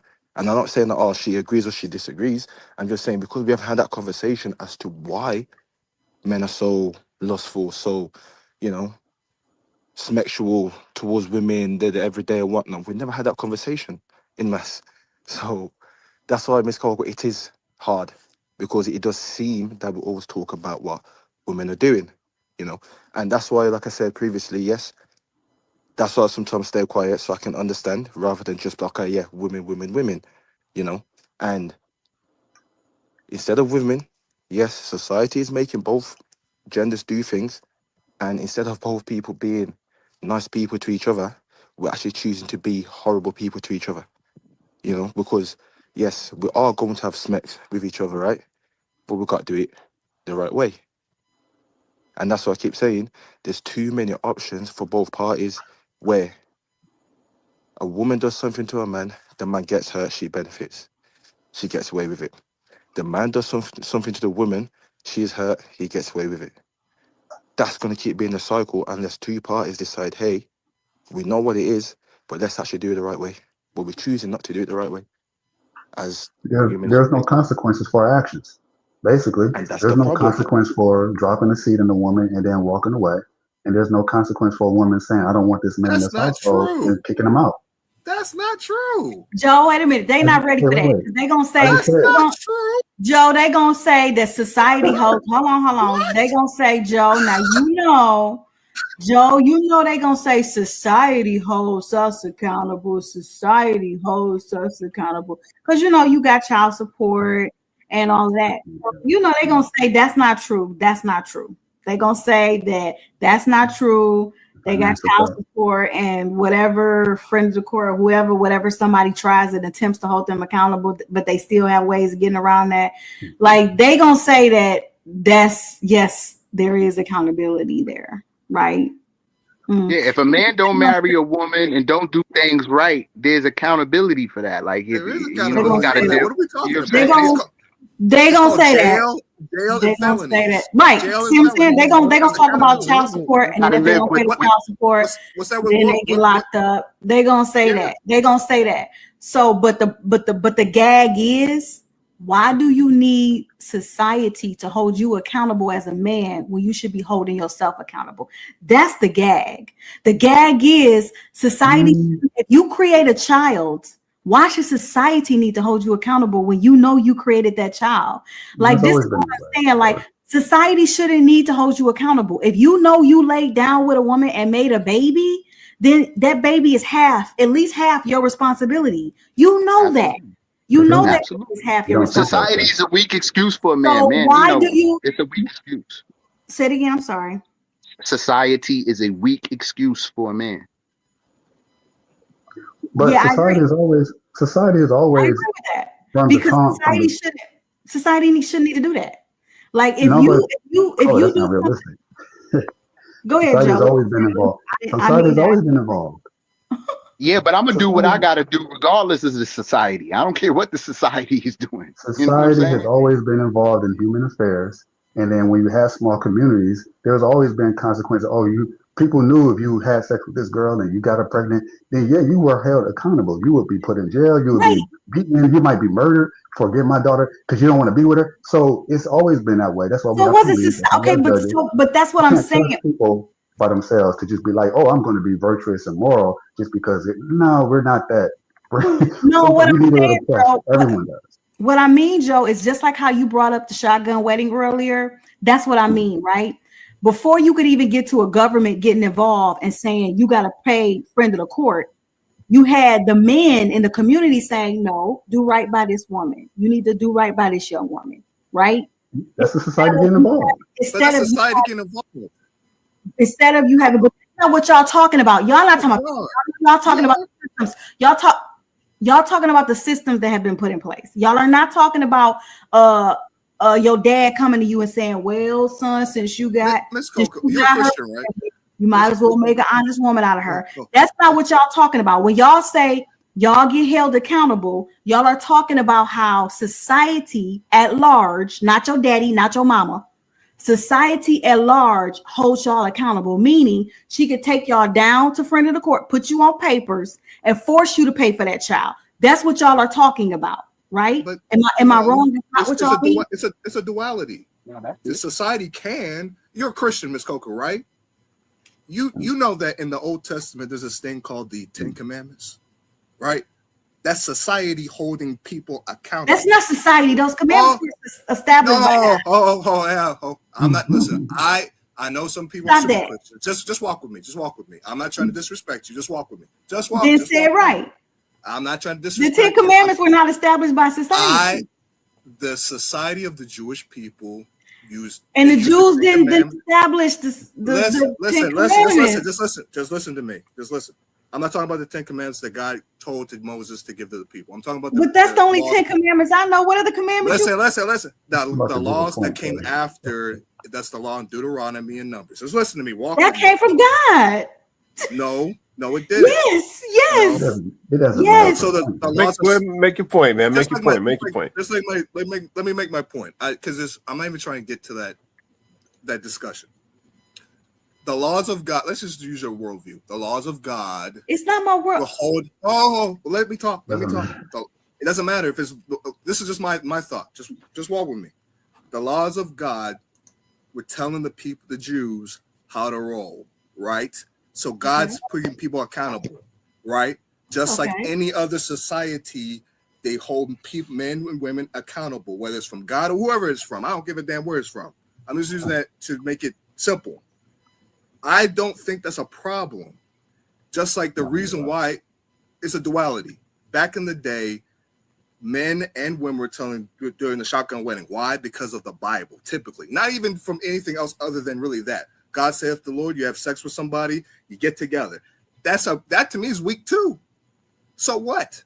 Whether it's the court, religion, or morality, it's still weak. It should come from, like Black Mansford said, it should come from yourself. I believe that too. It should be, as a man, it should come from you. You take care of your responsibilities. But that's not real life because most men aren't that way. Most women are not that way. Most people are weak. They're weak. Okay. They're going to be forced to do that, whether it's from God, society, or whatever else is going on. So that's what I'm saying. Like, women in today's time are not forced by society to do stuff. Men are. You don't have women generally going to the courts, getting felonies, and getting put in jail for not paying child support. But men are, and Black men especially are. That's what I think we're trying to say. There's a difference there. Mm-hmm. That's why I even made that comment with there's a difference between a single mother and a single father, because a single father, he will still be held more accountable than the woman. He just will. Mm. Women get to play around with their children more than men do. I'm just being honest. We men are held to a higher standard, and it's a weak standard. I agree with you. It's weak, but it's still higher than what women do. And I think as men, I absolutely agree with Mr. Price. We as men need to hold women to a higher standard ourselves. We need to set pressure. This is crazy. This is crazy to me. So this, what's crazy about this to me though, is that the reason why I kind of stopped you is because if you're going to talk about the structure set up by society based off God's laws, then you do have to say it right, or it won't make sense. Okay? Morality has to be established by someone who actually has the moral aptitude to establish it. Nobody but God can do that. You just said yourself that we're weak, that we don't really have moral high ground to say this is what's moral and this is what's immoral. How would we imperfect people be able to determine what's moral and what's immoral? That's why the laws had to be established by God.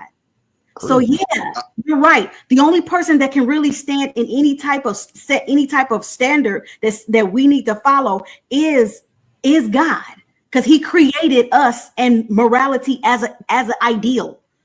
He created morality. Otherwise, we wouldn't know what morality is. How would we know what morality is? We wouldn't.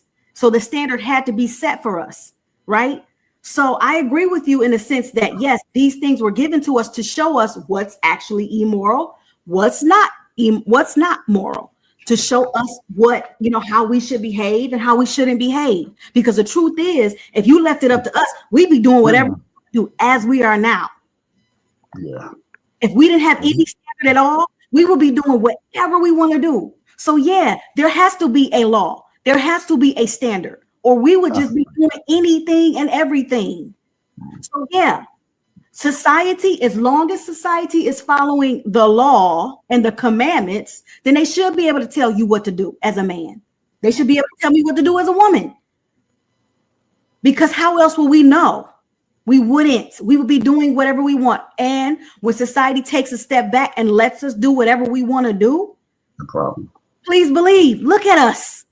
Look at us. So now what do? They try to come back course correct. So now they got friend of the court and they got this and that. But this stuff shouldn't even exist, because if we was doing the commandments and the laws, we wouldn't be in this situation we was in right now. So let's call a thing a thing. Y'all was supposed to have some self-control about yourselves. That's why the law was, if you had sex with her, you had to marry her, because it would make pause on whether or not you really need to engage with this woman or not. But see, that has been removed. You're no longer forced to marry that woman if you knock her up. So now guess what? They being knocked up. So I'm sorry. I don't really want to hear about you knocking somebody up and then being mad because she put you on papers. Your fault. Because just like Black Man said, he said he protect himself. Now, I don't agree that we should be loose out here, but if you're going to do it, at least protect yourself. So if you're not doing that, I don't want to hear about how you don't want to be held accountable by society. You should have held yourself accountable. Boo-hoo, cry river. And men, we don't listen to that. We don't. If a man is not being a stand-up man, we not trying to hear no excuses and all of this. You know, they did this to me and I can't do this. And we not respecting that or bigging that up. Yeah, you the man.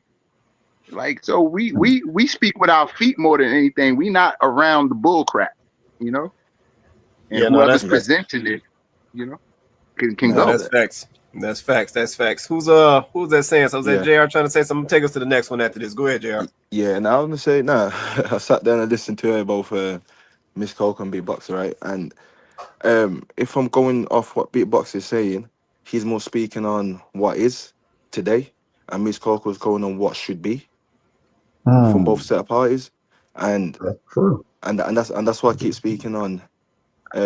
Like I said, obviously, you know, trying to understand instead of just pointing the fingers, right?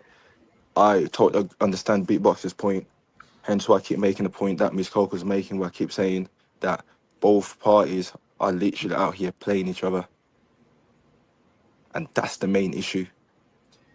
Period. Standards or not, the morals is just off, right? And like I said, yes, there's going to be both parties that are going to do things to each other. There's a guy out there right now that's not paying child support, and the woman and the kids probably suffering. On the other hand, there's a guy that's trying to do his best to be there, but the woman's playing hard ball and putting on child support, can't see his kid, right? So we know these things are going on, and that's why I keep saying that until we want to be better people in this society, ain't nothing gonna change. We can keep blaming the system. Like I said, we know what the system's done. We know, but only we can make it work, because two people together, we're more stronger than people above, and especially if we then come together as a community. Agreed. All right. No, that's real. That's real. All right, let me take us to this next one, man. Popular opinion. A lot of women require a man to meet their financial needs, but they can't meet a man's needs, and his needs are actually free. He wants you to be loving, respectful, caring, kind, loyal, show some affection, actually initiate sex here and there, show him that you want him, know how to say I'm sorry, take some accountability, listen whenever he speaks. And you can't do any of these free things, but you expect for that man to provide your lifestyle. Take care of your friends whenever y'all all go out and about, because that seems to be a new thing going around. Make sure that you are taken care of. Your hair's done, your nails done, you got a new car, your rent paid, all your bills is handled. But you can't meet any of his needs, and his needs are actually free. Really? When I say that shit out loud, don't it sound silly? So the problem here is that, like I said earlier, it's not that they can't do it, it's that she doesn't want to do it. At least for whoever that particular man is that she's not meeting his needs for. All those things that are free to give, she's absolutely right. Being loyal, being kind, respectful, but a woman has to want to do it. You can't, a lot of men, I feel like they would feel like, if I pay for all these things, if I buy her this, if I put her in this big house, if I buy her clothes and material things, everything she could possibly want materially, if I give her all that, then she'll give me all of these things that I want intrinsically.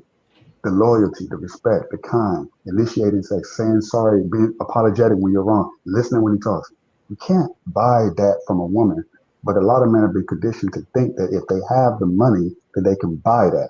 To a certain degree, You can buy it, but it won't be authentic. And if she gives it to you, it's going to be at a very high price. So if a man wants those things without having to give her all of this other lifestyle stuff that she won't require from a man that she wants to give those things to freely, then he simply has to be the man that she wants him to be.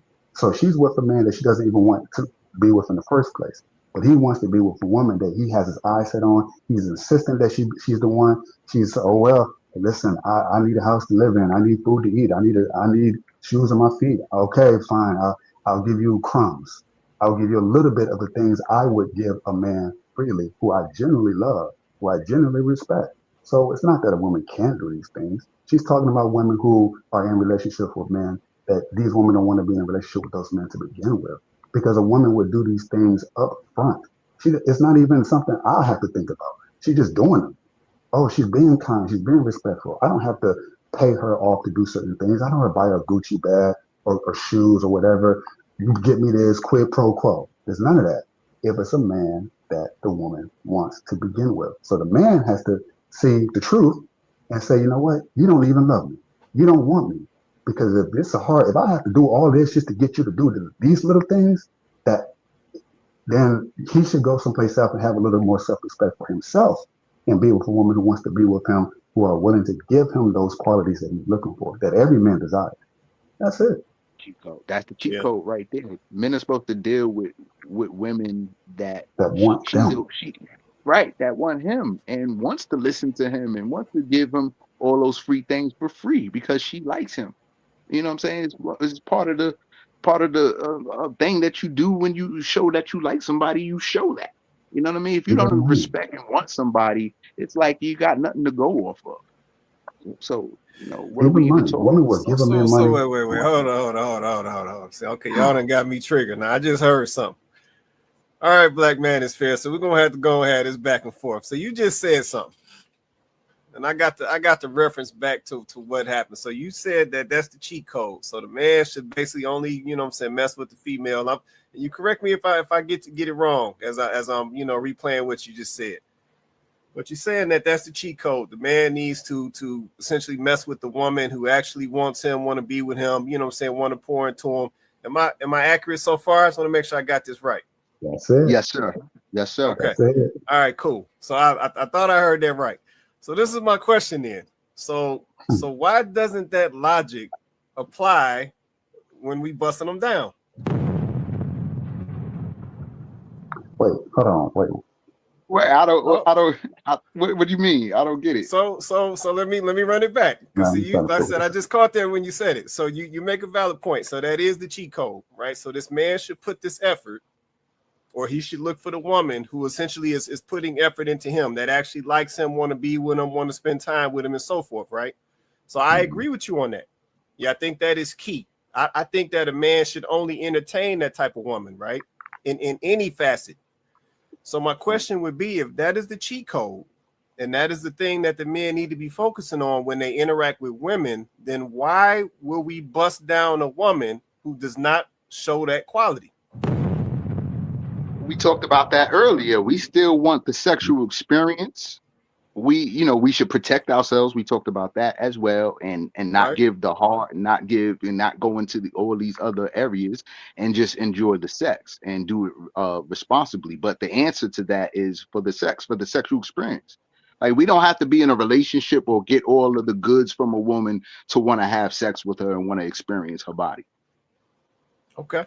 Okay, so I hear what you're saying. So basically, let me tell you how that sounds to me. So essentially, we are willing to overlook all of the red flags, all of the repercussions, all of the baby mama drama, all of the child support, all of the possible jail time because she said we did something to her because she mad at us because now we got another chick.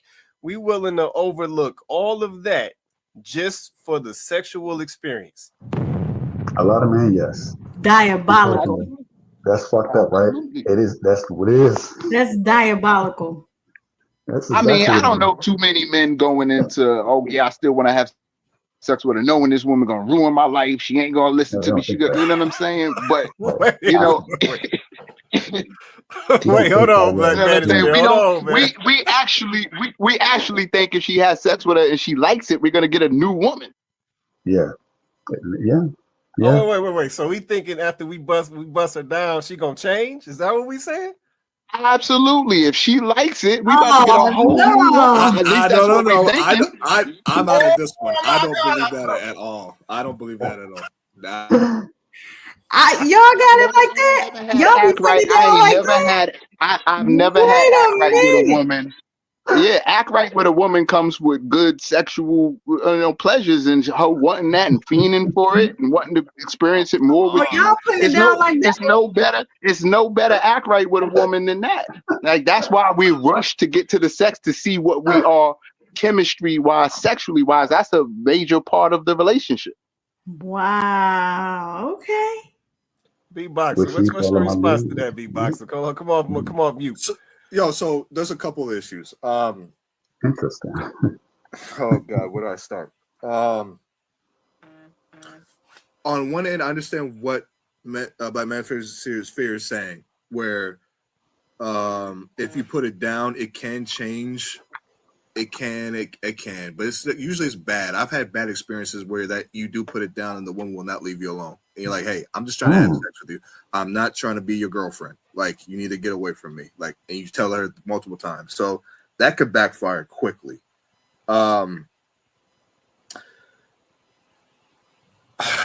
Jesus, I'm still stuck on that. Sorry. Hey man, it's over.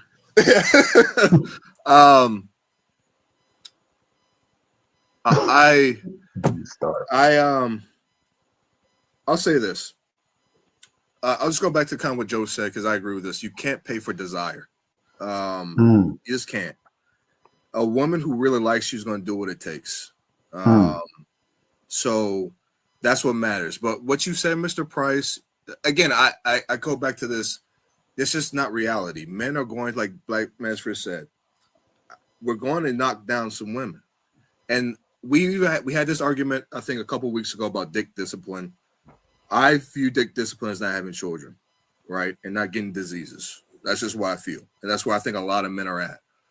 So if you're not having children, you're not being an idiot, and you're being at least strategic with who you're sleeping with or who you're not sleeping with, I don't care what you do as a man. I don't care. Like, that's as long as you're not creating broken homes, whatever. Fine. I'm cool with that. That's a low barometer. I know. But that's just how I feel. Broken hearts, though. That's the consequence. And a lot of trauma. You know why I don't care about those two things? You know why I don't care? Because there are women who are never going to be married. And they don't, and that's their level. And that's what it's going to be. And there's going to be men who are not going to be married.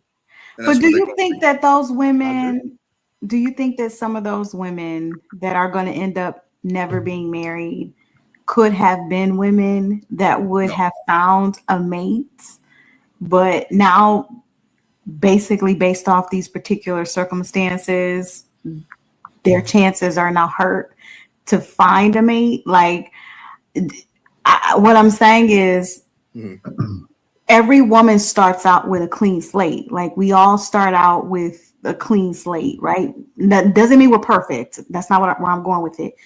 But every man, every woman, we all start out with a clean slate, right? And based off our experiences determines what's, how it shapes our mindset, right? And affects our mindset, affects how we move forward, affects how we, react relationship to relationship, interaction to interaction, right? And the more negative interactions a woman has, the more it's going to start to shape her perspective, right? So that's the point that I'm making, right? Like, I understand y'all say I talk a lot about how things should be as opposed to how things are. And in some ways I do, because we're solution based, right? If we're trying to figure out how to fix an issue, then we got to course correct. If what we're doing isn't netting us a better outcome, then we probably have to make some adjustments. Right. So maybe that's not how we're doing it right now. Maybe that's not how we're doing it today. But maybe we have to make some adjustments because what we're doing isn't working. Like, it's working for you in the moment. It's working for you for a time, but it's not carrying us forward. So like we have to do something different, right? Women, it's clear. Women, what you're doing is not making you're not successful at it. This whole attitude, the way you carry yourself. I don't want no man. I don't need a man. I don't care about these men. I ain't got to cook and clean. I don't want to build a bear. And all this stuff that y'all going around saying. How is it working for you? Because from where I'm looking, it don't seem like y'all just is as miserable as ever. So it's not working. So at what point do you go, this ain't working? I got to do something different. And I guess I just feel like we're not doing that. Like we're stuck on stupid. Like we keep doing the same stuff because it's what feeds us temporarily or makes us feel good. But then we're not getting anything. Like there's no success. Like we don't have a bunch of success stories. All we have is a bunch of like tragedies. And I'm just like, okay, I know, like y'all not tired yet. Yeah, hell yeah. Super yeah, we are tired, Miss Coco. We ain't even trying to pay attention to this crap no more. Right? She can do whatever she want to do. Yeah. I'm just not there. You know what I'm saying? Right. So Miss Coco, I think we're talking two different lanes. I think we've been doing this the whole show. Like, and I think you mentioned it. You're talking about what should be. I'm talking about what is. I think a lot of men in my position view what is, and we're like, listen, I know this woman's not going to be much, and I'm going to treat her as such, right? I'm not saying it's. Let me be clear. I'm not saying it's a good thing. I'm not saying it's good, moral, ethical. I'm not saying that. But as a young man, you're getting your rocks off, and you can see like what it is. It is what it is, and maybe a woman in that scenario, if she never met me, could have been a better person. I don't know though. Like, that's something only, as you would say, the Lord would know. But I don't know, man. Like I just think that like the stats already kind of. I don't want to be the stats guy, but the stats kind of already show what it is. Right? It just does. Like only 1 in 5. Like I think, JR, in Europe, it's only like 1 in 5 black women get married, right? And then us, it's like 1 in 3, right? So the stat in America in general, the minority of women are getting married. There's a reason for that. The minority of men are getting married too. There's a reason for that too. I just don't think most people are marriage material. I think as a society, we should have that conversation. It's a scary one because what does that mean? I don't think anybody wants to have that conversation. I think that's the problem. We gotta have that conversation. We got, most of us ain't shit. What does that mean? So I don't know. Man. No, so B-Box, I agree with you. So I think that you spot on with that. So a lot of folks don't want to have that conversation, and a lot of folks don't really qualify. But I think it is because folks are taking on this mentality that it is what it is. Yep, and that's part of the issue. We can't just always live in this mentality of it is what it is. At some point, what it is ain't right. Like we gotta make some changes somewhere. You know what I'm saying? Like I said, I know, I'm harping on it right now, but I gotta drive this point. You know what I'm saying? When we talk about these fellas and these chicks and busting down these chicks, it's like as fellas, we already know that when we decide that we want to get married and settle down with a female, we're gonna be looking for the female with the least amount of damage. Let's just be honest. We're gonna be looking for the chick who ain't been all over the place. We're gonna be looking for the chick who none of my boys can say that they ran through. We're gonna be looking for the chick who ain't got a whole bunch of babies everywhere. We're gonna be looking for the chick who ain't got a whole bunch of bodies on her. Like we're gonna be looking for the lowest mileage chick in our our scenario, our space that we can find when we look to put when we look to put our last name on somebody. Let me just be honest. Yeah, but if we're also saying at the same time that that's what we're looking for, if we're also saying at the same time that that's what we're looking for, then we also got to think about if we're being the guy who's adding to her body list. Absolutely. We want to be. Wait, hold on. No, wait. Now, I know that could have been a Not flip of lying. That's the words. crazy Black part. Manosphere. I need you go ahead and give me some clarity, man, because I know that could have been a play on words. So I'm No, gonna I let mean, you no, clear I that. mean, don't we? I mean, we don't want to break hearts and or we're engaging in something mutual, right? She wants Okay. to do this too, right? mm, So it's not to create some crazy scenario. It's just that we want to be that guy. We want to be the man, and to do that, we need to have sex with her. We have to be on her mm. mind. We have to be pleasing or impressing in some shape, form, or fashion, and it's usually through sex.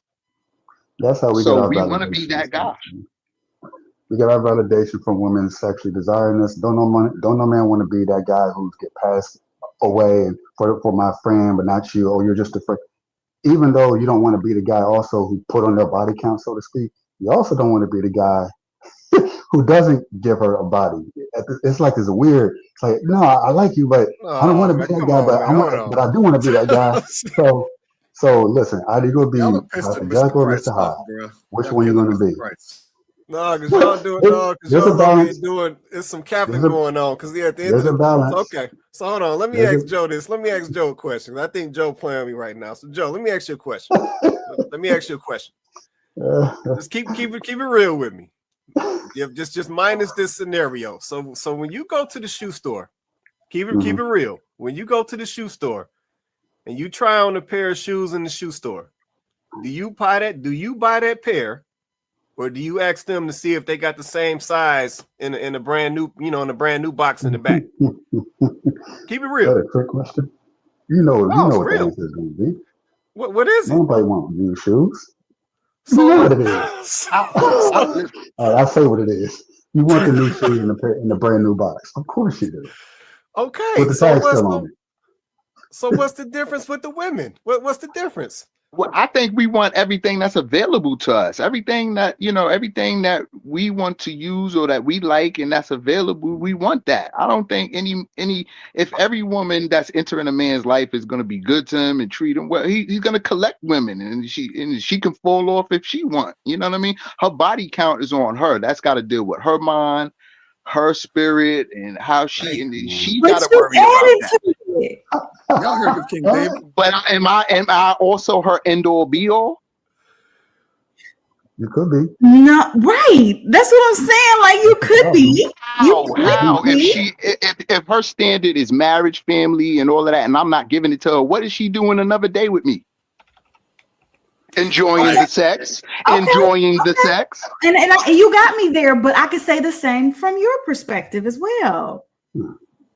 I could say the same about a man. I could say, okay, so then why you with her if you're not planning on being that man, not planning on marrying her, not planning on settling down? Enjoying the So then sex why you and spending another minute or second with her? The same. enjoying the sex. That's what she deserves. Listen, let me tell you something about me. I'm a lover of women. I love to please women. I would be with all type of different women for all type of different reasons, but most of it pleasure and to please her and to get the reactions out of her, see her sex faces, see how she responds, all these different type of things. And if things are all good, I'm sure to get good things back in return from her. Amen. Amen. But that's not what y'all saying. That's happening though. I don't know what all men are saying. I'm gonna speak for myself right now. No, I didn't say all men. I said amen. We're in church, bro. I agree with you, bro. I agree Black with you. man, I got a question for you real quick. This is diabolical. The Black way man, I y'all have a question. justify this behavior is crazy. No, Ms. Cole, it's not justifying. It's not justifying. I want to make this clear.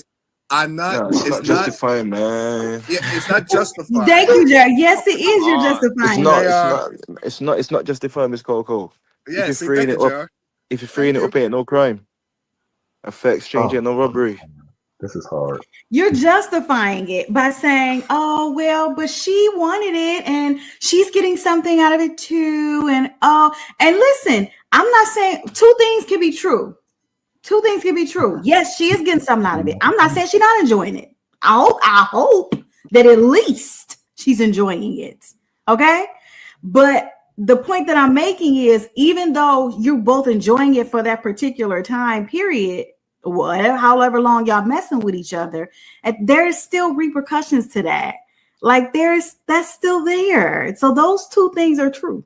right? Yeah, it's pleasurable. Y'all having a good time, but you gonna move on because at the end of the day, you was there for a good time, not a long time, right? So Right. you gonna move on, and she's You now gonna has move on. another body, and the more she does that, the more she allows that, the less desirable someone like her will be to you when you say, okay, I'm done a plan.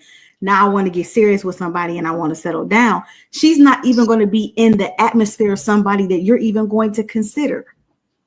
But does she deserve Miss that? Coco, Does I she, does, understand. So what makes We her we not had our deserve it? The time. We fact, had our time in the fun and the sun in this day but in that's this what life I'm and saying. So time. what makes her not okay? B-Boxer, let me answer that. Maybe this will help me understand. So what makes her not deserve it? What makes her undeserving? go ahead, Jared. Jared, you can do it because I think you wanna come up, Jared. Do Yeah, your thing, bro. yeah, that's the point I was gonna make, right? Um, I think this is the part that ladies don't understand because things are being done in reverse, right? Yes, we can go on a date, whatever it is, 1 or 2, 3, whatever it is, right? But even before the date or a couple of dates, most men know if you're able to play the game that you're gonna get the sex before the relationship starts, and then from that point on there, it's up to the woman to not keep me there Yeah, I because just want to then throw in. that body, go on, bro. I didn't mean to cut your bill, bro, but I just want to put this out. She's a great woman. Nobody's saying that she don't deserve marriage or something great and grand. She's got to hold herself to those standards. And if B-Boxer I'm is dating, saying that. Now and if I I'm am saying, going, yeah, and if hold me and on, him disagree. But go ahead. and if we go day to day and she's not holding me to well, I'm not getting married and she's still dealing with me and all this type of stuff, she don't have that standard and not for me. You know what I mean? So I'm like, we just doing what we doing as adults. Like she got to have her own standard.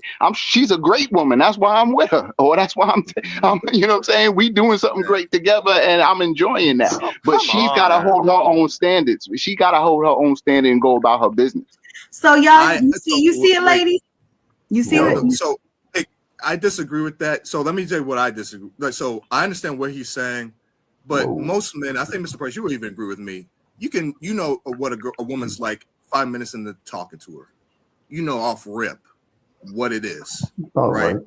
Right. I think most men will agree with me. So if I know this chick she ain't about much, but she's attractive, this is what she's gonna get from me. I was a berserker back then. I would be like, all right, like I know she ain't about much, but I can get it.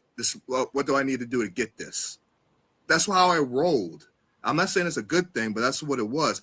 That's what I'm saying. I think some women deserve it. I don't mean in a mean way, but it's most women are not wives. Mm. Period. They're just not. You And never they will be. even know that. That's why some of these women having kids out of wedlock. They know in their minds they ain't wifey material. They understand that, right? And I'm not going to do anything better if I just want to have a sexual experience with her, right? Now, I'm going to protect myself. I'm going to be like Black Man. I'm going to protect myself. I'm going to make sure that if she's taking her birth control like Skittles, I'm going to make sure all that's happening before I do anything with her like that. But we got to be honest. Like, there are guys like me who see something. I know she's not worth marriage, but I can have some sort of fun with her, and it is what it is, and she's going to agree with it, and it is what it is. It's not. We're not. It's not. Nobody's forcing women to do anything. B-Box, let me ask you Women, this question. sure. I'm Go sorry, ahead, G. real quick. No, I go have to. ahead. Because I'm done. you make Go a great ahead. point. Sure.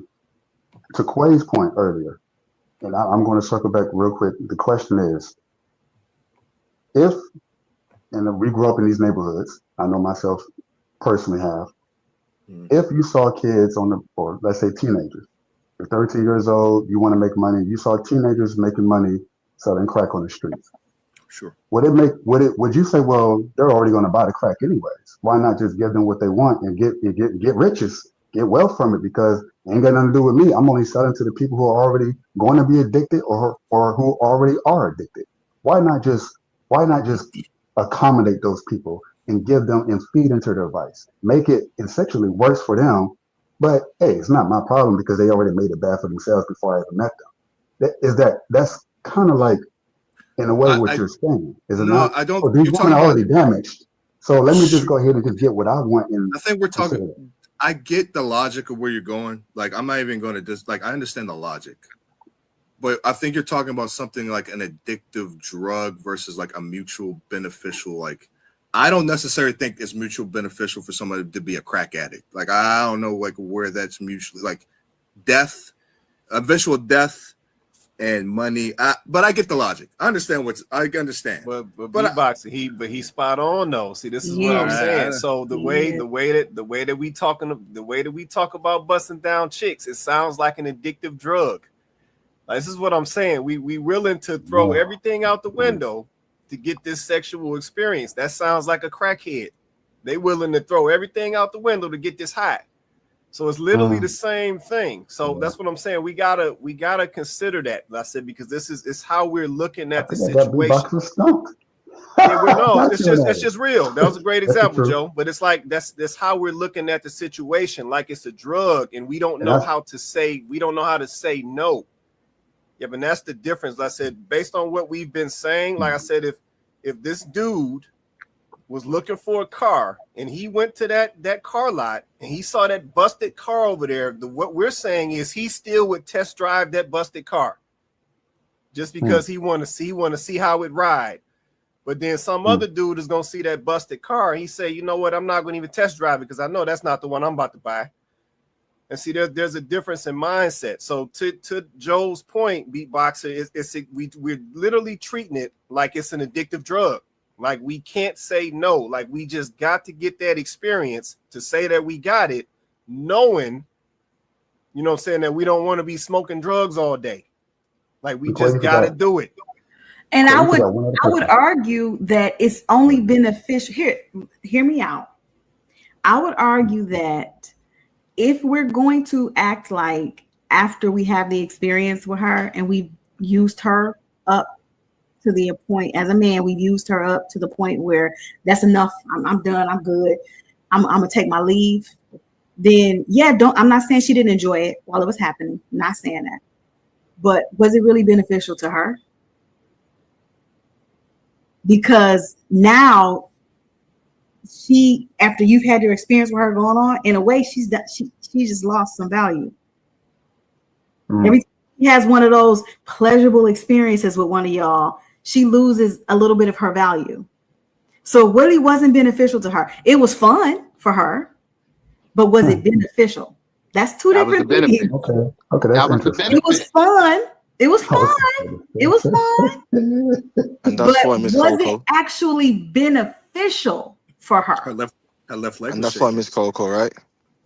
Gotta Ladies, close your legs. Because See, Jay, I told y'all be saying Miss close Coco, your legs. listen. No, listen, Miss Coco. Ladies, close your legs. Fellas, for the guys that are straight shooters, does that message benefit you or benefit the lady? What you just said, tell me It it will benefits the benefit lady. women. If I say this, yeah, ladies, close your legs, right? Mm-hmm. For the guys that are shooters and snipers, who does that message benefit? The shooters and the snipers, or does that benefit the ladies? Well, obviously, if I was talking to my daughter, it would benefit her, The ladies. not any man who would want to shoot and snipe at her. So it would be the women. Right. There we go. So what we're trying to say, Miss Coco, is if ladies close their legs, like you said, course correct. Men are gonna have to change. I'll say, what's y'all course correction? Because see, we're not gonna do that. When I was talking about course correction, I was talking about there's things that women need to do, and then there's things that men need to do to course correct. So I agree with you. I don't disagree. I don't disagree that could be a course correction for women. We on the same page. We add an ad right there. I'm on the same page as you, Miss Coco. But what can the men do to course correct? Because we're not gonna sit up here and make it seem like the women need to make a course correction. Of course, we're not trying to course correct. Where are we wrong at? Where are we wrong at that we're trying to course correct? That we did something wrong? That we say, "Oh man, I'm all messed up." So y'all don't think that men have a course correction? Don't put Nah, y'all. Miss Don't Coco, put y'all. and that's Don't put where, y'all.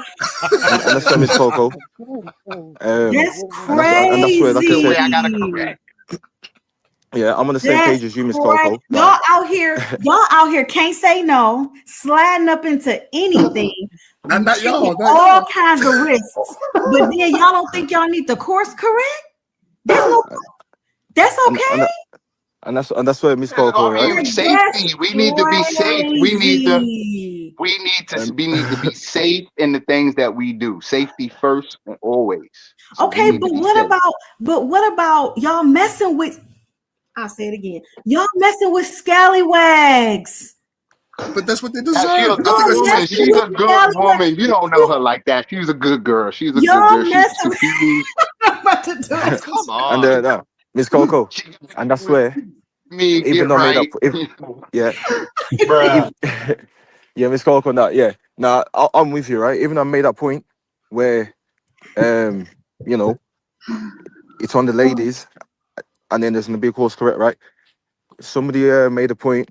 I think Beatboxer when they was mentioning about all, I think Man is Fair said, yes, you knock him down and you move on, right? Whether she qualifies or not. I was also sitting and thinking, yeah, whether the guy knocks it down or whatnot, it still doesn't mean that he's up to the standards as well, even though he's still able to knock it down, right? So even I made that point of, yeah, it's on the ladies to make sure it's on them. I do agree with your point. What are the men's standards from that point? So it's not just like I said, oh, it's on the ladies. Your question was valid. So that's what I said. I'm with you in that sense where, yes, even though you're able to knock them down, does that mean that you're husband material? Do you qualify? It don't mean that. It just means that you qualify for that particular moment. But to take it forward, who said that she might even want to take it there with you? Because in this current market, we know that ladies are moving like men as well. You know, they want it and they want to move on too. It is Exactly. what it is. Yeah, So I mean, you're gonna have that. So what it yeah, looks like then? So in that case, what's going to end up happening, like Donovan said, what's going to end up happening is if you have more women that says, "Okay, I'm closing my legs," they said close. They said close my legs. I'm closing my legs. Y'all always gonna have those. Just like JR said, you always gonna have those handful of whoever they are, wherever they are, that are like, I get it how I live. Like I'm doing what I do. You know what I'm saying? And so then you're gonna basically, because all women would have to get on code, right? And you're not gonna have all women get on True. code. Just like you're not gonna have all men get on code about it, right? Like you're not gonna have all men say, you know what, we raising up a standard. We're not gonna mess with the scallywags. We're gonna leave them alone. You're gonna have certain men that's gonna get on code, but then you're gonna have the ones that's like, nah, I'm gonna get it how I live, whatever. You know what I'm saying? So in that case, because of that, there's always gonna be women that'll sleep with y'all. So you're gonna have the women that's saying, I'm gonna close my legs because I need to course correct. I'm gonna close my legs and set a standard for myself, right? But y'all gonna just find the ones that don't want to set the standard. Y'all just admitted that this what y'all do. You said you're gonna knock them down. You're gonna line them up and knock them down. So y'all gonna find the ones that still got their legs open. Y'all gonna you're gonna find the 7-Elevens. You're gonna find them, right? That's You're what I gonna want to find do. them. You're gonna find the 7-Elevens. So how are we gonna get anything popping? So what's gonna happen to the women that's like, okay, I closed my legs. They said close my legs. I'm setting a standard. I'm lifting up a standard. But then y'all okay, so what's gonna happen with the ones that say, I'm not gonna sleep with you because I'm closing my legs now. I'm closing my legs. I'm not sleeping with men like that. I'm not doing that no more. You know what you're gonna say? You know what y'all gonna start saying to them women? Well, What I they just say. found somebody who will. Yeah. Yeah, absolutely. Okay, But but y'all just no, told them to close no, their legs so that no. they could be more acceptable to you, right? So that you would take them more seriously, right? So No. that they would No. have more value, right? But when they Chloe. close their legs, y'all just gonna go find the ones that's open like Chloe. 7-Eleven. Wait, hold on. You're right. You're absolutely right. You have men who would tell women if they know they're not shit, if they know that they're only good for one thing, and they're telling a woman, hey, listen, I know I'm just gonna hit it and quit it. I'm telling you, you should probably have higher standards for yourself. If that woman decides to have higher standards for herself, that does not necessarily mean that that man who told her that is going to meet that standard. It could just be, hey, we split apart. I'm still the man where, although I'm with my words, I'm telling you, I'm giving you good advice. Go have a higher standard so you can find a man who will marry you. Because I'm not going to marry you. Okay, cool. You met that standard. You're having these higher standards for me. That doesn't mean I'm going to have it. We have to split. Now I got to go get the woman who's going to have the standards I used to have for you. And you have to find a man that has the standards that I suggested that you take on, that you was wise enough to take. Sometimes that's how it goes. It's not always the man sets the standard and the man gets the woman who set the higher standard. Sometimes that man is still at that standard, at that lower standard where the woman was once at. And the woman So then rises why up. you ain't take her then? Say that again. So Hey, man, it's over. why you ain't take her then? So okay, I hear you. I hear you. You're saying, okay, his suggestion to her is you're not at the standard that you need to be. You know what I'm saying? She learns from that man and she says, okay, cool. I'm gonna set a higher standard for myself. Right. So she goes, she sets the higher standard, but she's still not gonna be able to get that man because he's gonna be like, yeah, I mean, I know you did, you took my advice and everything, but I still don't want you like that. Like, but this is what I'm saying, right? Like, I see this happening. I see this happening. It doesn't have to be the same man. I'm not even saying that she's gonna go back to that same man. What I am saying is, if women course correct and say, okay, we've been a little too loose. Like, this is not working for us. What we've been doing is not working, right? So I need to set a different standard for myself. And I'm not even talking about, I'm going to take the baby mamas out of it. Let me remove the baby mamas because I know that can be a little weird thing. Women saying, I'm setting a standard and I got kids already. So let's just take the baby mothers out. And let's just say that you got women that are learning from the other women and they're saying, you know what? I see what they're doing. I don't want to end up like that. So I'm going to set a different standard for myself. When y'all come across these women that are attractive, that are now like, okay, I'm setting a standard for myself. I'm not trying to open my legs for you until we serious, until we in something and it's serious. You know what I'm saying? Mm-hmm. Then what happens after that? Because see, like y'all just admitted, y'all still want the pleasure. Y'all still want the fun. Y'all still want.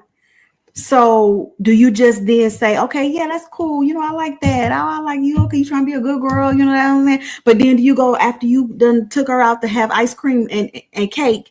Do you go then get the cake from the one that's open like 7-Eleven? Depends on Now, the man. if she's that deal and she's You have that the woman, ice I cream want and you have to. cake, and then you go to 7-Eleven to get the cakes. It depends on where the man is at mentally, emotionally, spiritually. Again, a lot of men can be idealistic and That's say, gonna this is the happen. type of. I need y'all to be honest. Yes or no?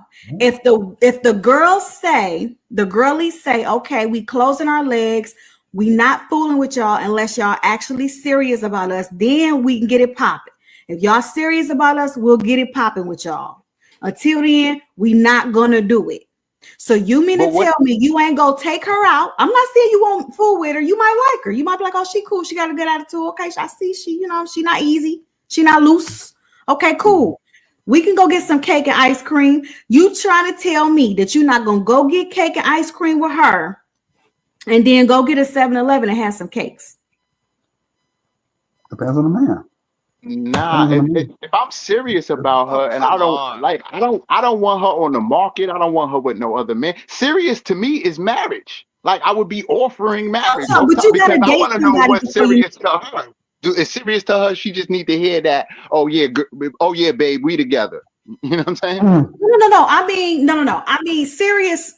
Before you can get to marriage, though, you have to date to find out if this is the person you want to marry, right? So you think that's the game. I think that's the bull. I think that's the bull crap game that we already start to play. No, I'm saying, but you do have to get to know somebody. I mean, you're not marrying somebody you just met, right? You are getting to know them, though, right? Right, and you just said that, and then you said about okay until we serious. You said I'm not going to do this until we serious. So I wanted to know what was serious. What? Well, serious. I mean, listen. That might, unfortunately, that might be different from woman to woman because I don't know what kind of standards she's going to set.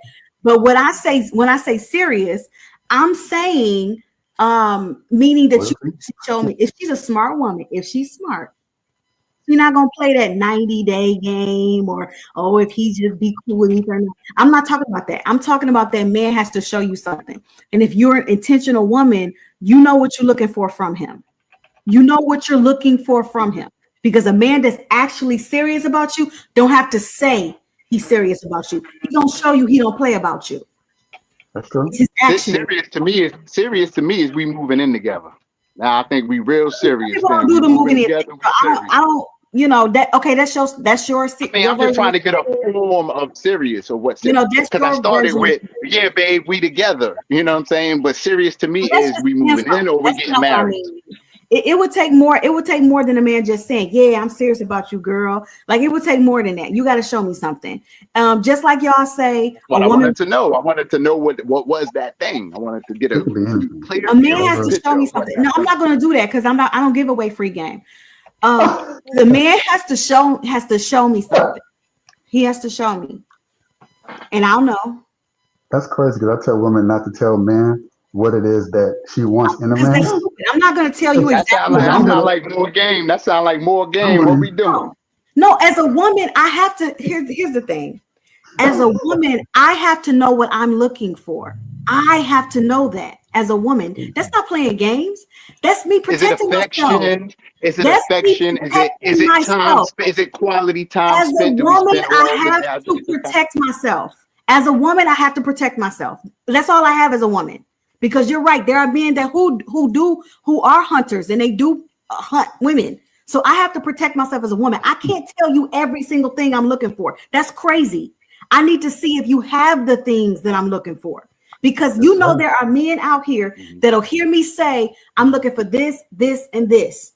And then they'll just try to be that for me. And so I actually have to. I have to do that for me. I would love for women to do that for me. I want this, and that, and then she be that. Oh wow, great. No, you don't. Why would she want that back from a man? Like I don't. Because I don't want you. I want you to be that as a man. I don't want to tell you as a man what I want you to be for me. Right? You either are those things. What I'm looking for is personality, character stuff. It's not money. It's not cars. It's not flash. It's nothing. I don't need. That's not what I'm looking for. What I'm looking for are real, tangible things about you as a person. Right? So I can't tell you that you need to be X, Y, and Z as a person because I don't want you to run off.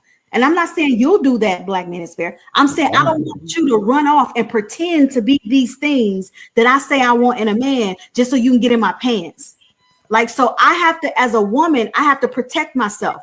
I have to know what I'm looking for from you, but I'm not going to communicate to you everything that I'm looking for. So you can go pretend to be those things for 30 days, for 60 days, for 90 days, just so you can get a piece. I'm not going to do that. That is giving away the game. I'm not going to do that. That's not me playing. That's me being intentional and serious. I can't tell you exactly the kind of man I want you to be so you can pretend to be that. That don't make sense. Like, give me the cheat code to the game. No, that's real. No, she got a valid point. I made a mistake. Well, not a mistake. I asked a woman before I was dating last, and it was just an innocent question because I'm still a man. I'm curious. Of course, I was like, what are you looking for in a man? And she came out, she said, she shook her head and said, mm-mm. I said, what you mean? She said, I can't. She said, I'll know it when I see it. I said, but you do know what you want though, right? She said, yeah. 5 days later, she told me, you checked up all these lists. I was like, I didn't even know. She's like, all these things. She's observing me. They watch, they see the little characteristic things that if she had told me that, it would have influenced me. Even if I told myself, oh yeah, I'm still going to be myself, just because our motive as men is still going to be some form of like intimacy, we may adjust things about ourselves in order to achieve that goal. So by her not telling me that, I could just be myself. And then from there, it's authentic if she says, okay, this is the guy for me. So I actually tell women actively, don't tell men what it is you're looking for in a man. Even if I'm asking you, like, don't tell me because I may use it and might not even know that I'm using it against you. It's right. Crazy as it. No, that's real right there. That's real. They are ghosting people. Who was that? Could that be why people are ghosting people? No, I don't think so. How you mean? What you mean? How Not you mean? telling me what you want. Like, I don't know if I'm pleasing to you. I'm doing all this type of stuff. I don't know what the measurement of where I'm going or how good I'm doing. But black You know men, about her especially, reaction. there's a difference though. So we have to specify that there's a difference. So there's a difference in what somebody is looking for / needs versus what they want. Those are two different things. Yeah, but see, that's part of the problem. We're hearing a lot of what people want. Yeah, we always hearing about this money, and they want these dudes who can lead them and all this stuff, and it's like this stuff that you want. But when we actually look at what people need, you know what I'm saying, and the stuff that's important, the real tangible things, then that's a whole different story. So like I said, Coco makes a valid point. Yes, she, you know what I'm saying, if a woman sit here and lay out from 1 through 10 exactly what she want, yeah, any dude can just come front that and fake that off, you know what I'm saying, for the next 30, 60, 90, like she said, go ahead and knock her off and be on her way. Yep, and at the end of the day, you know what I'm saying, as a man, you should already be moving in your authentic self. So it's like if you not that dude or not the dude that's matched up for her, then okay, like we've said earlier, move on to the next chick. She not it. Yeah, but she can't lay it out. Like that's just like today, you know what I'm saying? I'll give you a current day example. You know what I'm saying? A lot of dudes who go around asking chicks, you know what I'm saying, what do they bring to the table? It's just like the first thing she gonna do is flip it back on you. Well, what do you want me to bring? And once this dude say, I want you to cook and clean and support me and do this and do that, then she gonna come front and do that as long as she want to until she get whatever she get up out of you. Yeah, so we got to think about what we volunteering and how it actually has repercussions, right? Versus, because that's once again, versus going through the natural process of getting to know folks, like Joe said, observing people in action, watching them in situations, asking them the right questions. See, you could get a lot of that information without laying out exactly what you're looking for. So basically somebody can essentially impersonate the template. Yeah, Yep. so this Yep. so it's like we trying to avoid the natural process that used to exist. See, we used to go through all this stuff versus all these little fabricated questions we ask today. We used to go through this in the dating process. Yeah, we was checking character. We was watching her, how she was interacting with her family, how she, you know, interact with her girls. You know what I'm saying? What kind of relationship was she got with her daddy? You know what I'm saying? How her mama act. We was watching all those things play out. Then that was giving us the answers we needed. Then we'd decide, okay, yeah, this not the one. Her family all messed up. I ain't trying to tie myself in with them, whatever.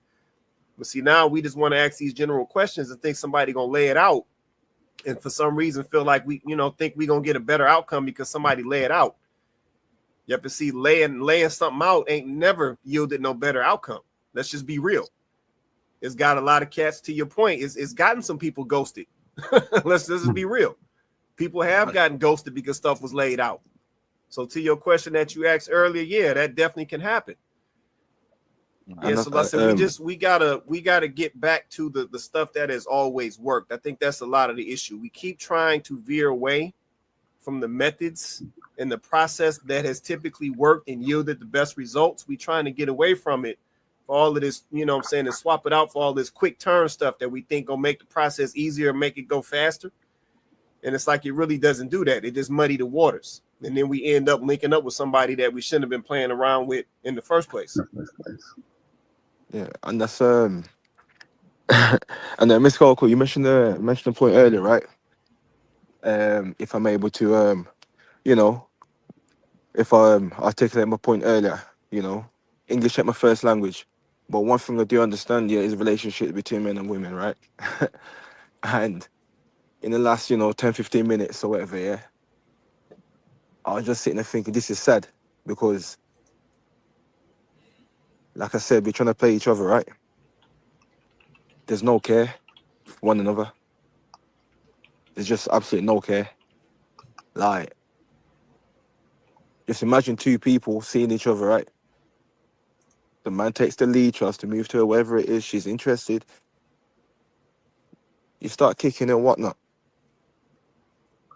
You two caring for one another, right? Can go a long way. In whatever capacity it is, whether you qualify for each other or not, but just caring for each other. Now, it might not work out, But of course, we understand, you play at your level, right? But we need to care Right. for each other. And the point that Miss Coco was making, I'm not going to tell a man, what I'm looking for, etc., etc., right? I understand the point because it shouldn't even be like that. It should just be, the unspoken language. Like I Should be. said, caring I for agree. one another, right? And that's the saddest part where Mr. Price mentioned that the man should come in ready, etc., etc. If the man comes in ready, the woman understands what it is.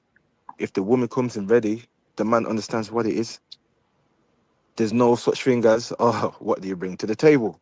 That don't exist if we care for one another, because me as a man, I should want to do for you. You as a woman, you should want to do for me. It's as simple as that. Because like I said, we don't want to care for each other. Why? you know, and like I said, we just too busy wanna, play each other, ghost each other, whatnot. And it's just sad. Very sad. It is, No, that's man. real I right mean, there. Hold that thought, Black Manosphere. I'm gonna take some closing, man. We're gonna get ready to wrap. So just drop your, do your comment when we hit the close. I'm gonna go across the top and the bottom because we've been on for some hours and we're gonna get up out of here. Coco, I'm gonna let you go ahead and hit your close, and we're gonna hit the beatbox and we'll go, across the bottom and and we out. So go ahead, Coco. It's on you. Now, I mean, I'll keep it. I'll try to keep it brief. Yeah, Black people don't know what they want. I'm convinced that's true. I think we've just spent too long being conditioned. I just think about our experience here, and there's been a lot of conditioning for our community. There's been a lot of us being told who we are, what we want, what we like, what we should do, how we're so disenfranchised, how we're so this and how we're so that. Like it's always Black people are this, Black people are that. Black people, we're always being told something about who we are and what we should be and what we like and what we don't like and all of the things, right? And I think unfortunately it has done it's done almost like a mind F on us. Like we don't really know what we want. Like we literally have everything that we need to be successful. And instead of us, understanding that we at least have to get along, I'm not even saying that Black men don't have a right to feel the way they feel about the way women are carrying on, because you do. And I'm not saying that some of the things that Black women are saying and complaining about when it comes to Black men is true. There are some real complaints there that women can raise against Black men, right?